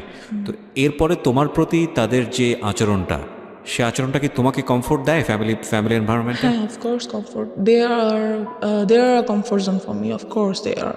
বিকজ আমার আব্বু খুব ইন্টেলিজেন্টলি সব কিছু হ্যান্ডেল করে। দে ফিলস যে হ্যাঁ, আমার ওকে কন্ট্রোল করা দরকার, আর আমার ওকে ম্যানেজ করা দরকার, মেনটেন করা দরকার, বাট ওকে টর্চার করে না, মেন্টালিও না, ফিজিক্যালিও না, because they knows about it. আসলে ওনারা ওনাদের জায়গা থেকে বেস্ট ট্রাই করেছে আমার মনে হয়। এর থেকে বেশি কি করবে? আর একটা বাবা মা যখন বাবা মাদের বয়স যদি বলি, আমার আব্বু আম্মুর বয়স, সেই সময়টাতে তো বাচ্চারা ফ্রিভাবে ঘোরাফেরা করতো, কেউ কিছু বলতো না, সবার মেন্টালিটি অনেক ভালো ছিল, সাফ ছিল। ডেফিনেটলি কিন্তু- we are not accusing anybody, but সিচুয়েশনে যখন একটা শিশু বড় হচ্ছে কোনো একটা পার্টিকুলার সিচুয়েশনে, ওই সিচুয়েশনে চারপাশে যা থাকবে সেটাকেই সে অ্যাবজর্ব করবে। রাইট। ওই সিচুয়েশনটা যদি তার জন্য প্রতিকূল হয়, সেটাকে সেভ করার দায়িত্ব প্রথমত বাবা মার। সমাজ তো অবশ্যই, পরিবার তো অবশ্যই, তাদের একটা ভূমিকা আছে, এবং সেই জায়গায় অনেক বড় বড় ল্যাক আছে আমাদের, বিশেষ করে নারী শিশুদের ক্ষেত্রে, নারীদের ক্ষেত্রে, এবং অফকোর্স শিশুদের ক্ষেত্রেই আমি বলবো। এবং এই যে ধরনের যৌন নির্যাতন, এই নির্যাতনটা কিন্তু শুধু বাংলাদেশের সিনারি না, এটা কিন্তু সারা ওয়ার্ল্ডেরই সিনারিও। এবং সেখানে আমরা দেখি যে স্পোক পারসন, মানে যারা এই বিষয়গুলো নিয়ে কথা বলেন, তারা ইনডিটেলি জান না কী হয়। এবং খুব ভালো, আমি তোমাকে মানে স্যালুট করি যে সামহাও কাউকে না কাউকে তো এগিয়ে আসতে হবে, কাউকে না কাউকে তো বলতে হবে। তুমি কি মনে করো যে এগুলো নিয়ে স্পিক আউট বললে এটা কিছুটা হলো কমবে, বা এখানে একটা ইফেক্ট পড়বে, বা যারা এই কাজটা করে তারা সতর্ক হবে? অফকোর্স হবে ইনশাল্লাহ, আর হওয়া উচিত। বিকজ আমরা মেয়েরা আজকাল অনেক কিছু করতে চাই। মেয়েরা পাইলট হয়, ডক্টর হয়, ইঞ্জিনিয়ার হয়, অনেক কিছু হয়। হতে হলে কিন্তু অনেক কিছু ফেস করতে হয়। যে যত বড় হবে, যত উপরে উঠবে, তার ততগুলো ধাপ পেরিয়ে যেতে হবে। আর সে প্রত্যেকটা ধাপে ধাপে কোনো একটা বিপদ হয়তো ওয়েট করছে। সে যদি নাই জানে যে কোনো একটা বিপদ আমার জন্য ওয়েট করছে আমার মতো, তাহলে সেটা সে ওভারকাম করবে কিভাবে? তাকে জানতে হবে। কিন্তু আমার জায়গাটা হচ্ছে ওইটাই, যে যারা সুযোগটা নিল, লাইক তোমার স্কুল টিচার, ইভেন গাড়ির ড্রাইভার, ইভেন তোমার বাসার কাজের লোক, ইভেন কাজের মিস্ত্রি, কেউই তো বাদ যায়নি, রাইট? তো তুমি কি মনে করো যে তোমাদের মতো যারা ভিকটিম আছে, যারা এইভাবে বিভিন্নভাবে হচ্ছে ফ্যামিলিতে টর্চার, এখানে একটা ছেলেও হতে পারে, হ্যাঁ, যেও হতে পারে, তো তাদের আসলে বলা উচিত, অন্তত ফ্যামিলিতে বলা উচিত, বেশি বেশি করে এই বিষয়গুলো অবশ্যই ওপেন আপ বলা করা উচিত, উচিত। তাদের জানানো উচিত, তাদের প্রবলেমসগুলো শেয়ার করা এতে উচিত। করে যারাই কাজটা করছে তারা ভয় পাবে, রাইট, তাদের মনে হবে যে এই কাজটা যেহেতু এগিয়ে আসছে মানুষ সামনে, আমি নেক্সট টাইম করলে আমার শাস্তি হবে। রাইট। তাদের ভয় পাওয়া উচিত, এবং Right. ভয় পাবে তারা, বলবো। এবং আমিও বলতে চাই যে এই যে অন্ধ কুসংস্কার একটা সামাজিক মানসিকতা, যে ওনার মেয়ে এটা হয়েছে না জানি ওনার মেয়ে কত খারাপ, বা ওনার ছেলে এটা হয়েছে না জানি ওনার ছেলে কতটা খারাপ, এই না জানি থেকে আমাদেরকে বের হতে হবে। কে কি মনে করলো না করলো, সেই জায়গাটায় যদি কোনো ইনজাস্টিস থাকে, এবং সেই ইনজাস্টিসটাকে আপনি নিজের সম্মানের জায়গাটা থেকে যদি মনে করেন যে ওকে আমি এই ইনজাস্টিসটাকে মেনে নিচ্ছি নিজের সম্মানের জায়গা থেকে, ফাইনালি আপনার সম্মান থাকে না আসলে, এটা কোনো না কোনোভাবে এটা কিন্তু আপনি হ্যারাসমেন্টের শিকার হচ্ছেন। So you are right now 19, এবং আমি মনে করি যে জীবনে আরও অনেক অনেক অভিজ্ঞতা সামনে আছে, অ্যান্ড ইনশাল্লাহ it will be positive for you. আমি ডেফিনেটলি থ্যাঙ্কস জানাই তোমার বাবা মাকে, তারা তোমাকে অনেক লিবার্টি দিয়ে বড় করছেন। বাট এই জায়গাগুলো আমার মনে হয় না তোমার ক্ষেত্রে তুমি যে পরিমাণ সাফার হয়েছে, তোমার ইয়াঙ্গারের ক্ষেত্রে অতটা সাফার হওনি, কারণ তোমার একটা অভিজ্ঞতা ছিল, তো তোমার জায়গাটা থেকে তুমি ওকে শেল্টার দিতে পেরেছো। সো সেই জায়গাটা থেকে আমি মনে করি যে ডেফিনেটলি আজকের এই এপিসোডটা অনেকের জন্যই লার্নিং হবে, এবং আমি তোমার জন্য উইশ করি যে তোমার একটা বেটার ফিউচার হোক, এবং তুমি রাইট নাও 19, এবং তুমি অনেক ভালো পড়াশোনা করো, তোমার লাইফের যে এইম আছে সেই জায়গাগুলোতে তুমি খুব ভালো করো। আর দিন শেষে যাই কিছু করি না কেন, আমাদের একটা জিনিস মাথায় রাখতে হবে, we live in the society, we live in the family, এবং আমাদের যে প্রবলেমগুলো আছে সেগুলো হয়তো আমাদের কিওর করতে হবে, but we can deny our society, we can deny our family. So বাবা মা যাই কিছু করুক না কেন, যেটাই কিছু করুক না কেন, তারা আমাদের বেস্ট গিফট আমাদের দুনিয়াতে, এবং we have to respect them, এটা হচ্ছে শেষ কথা। So thank you so much আমার এখানে আসার জন্য, wish you best of luck. Thank you so much.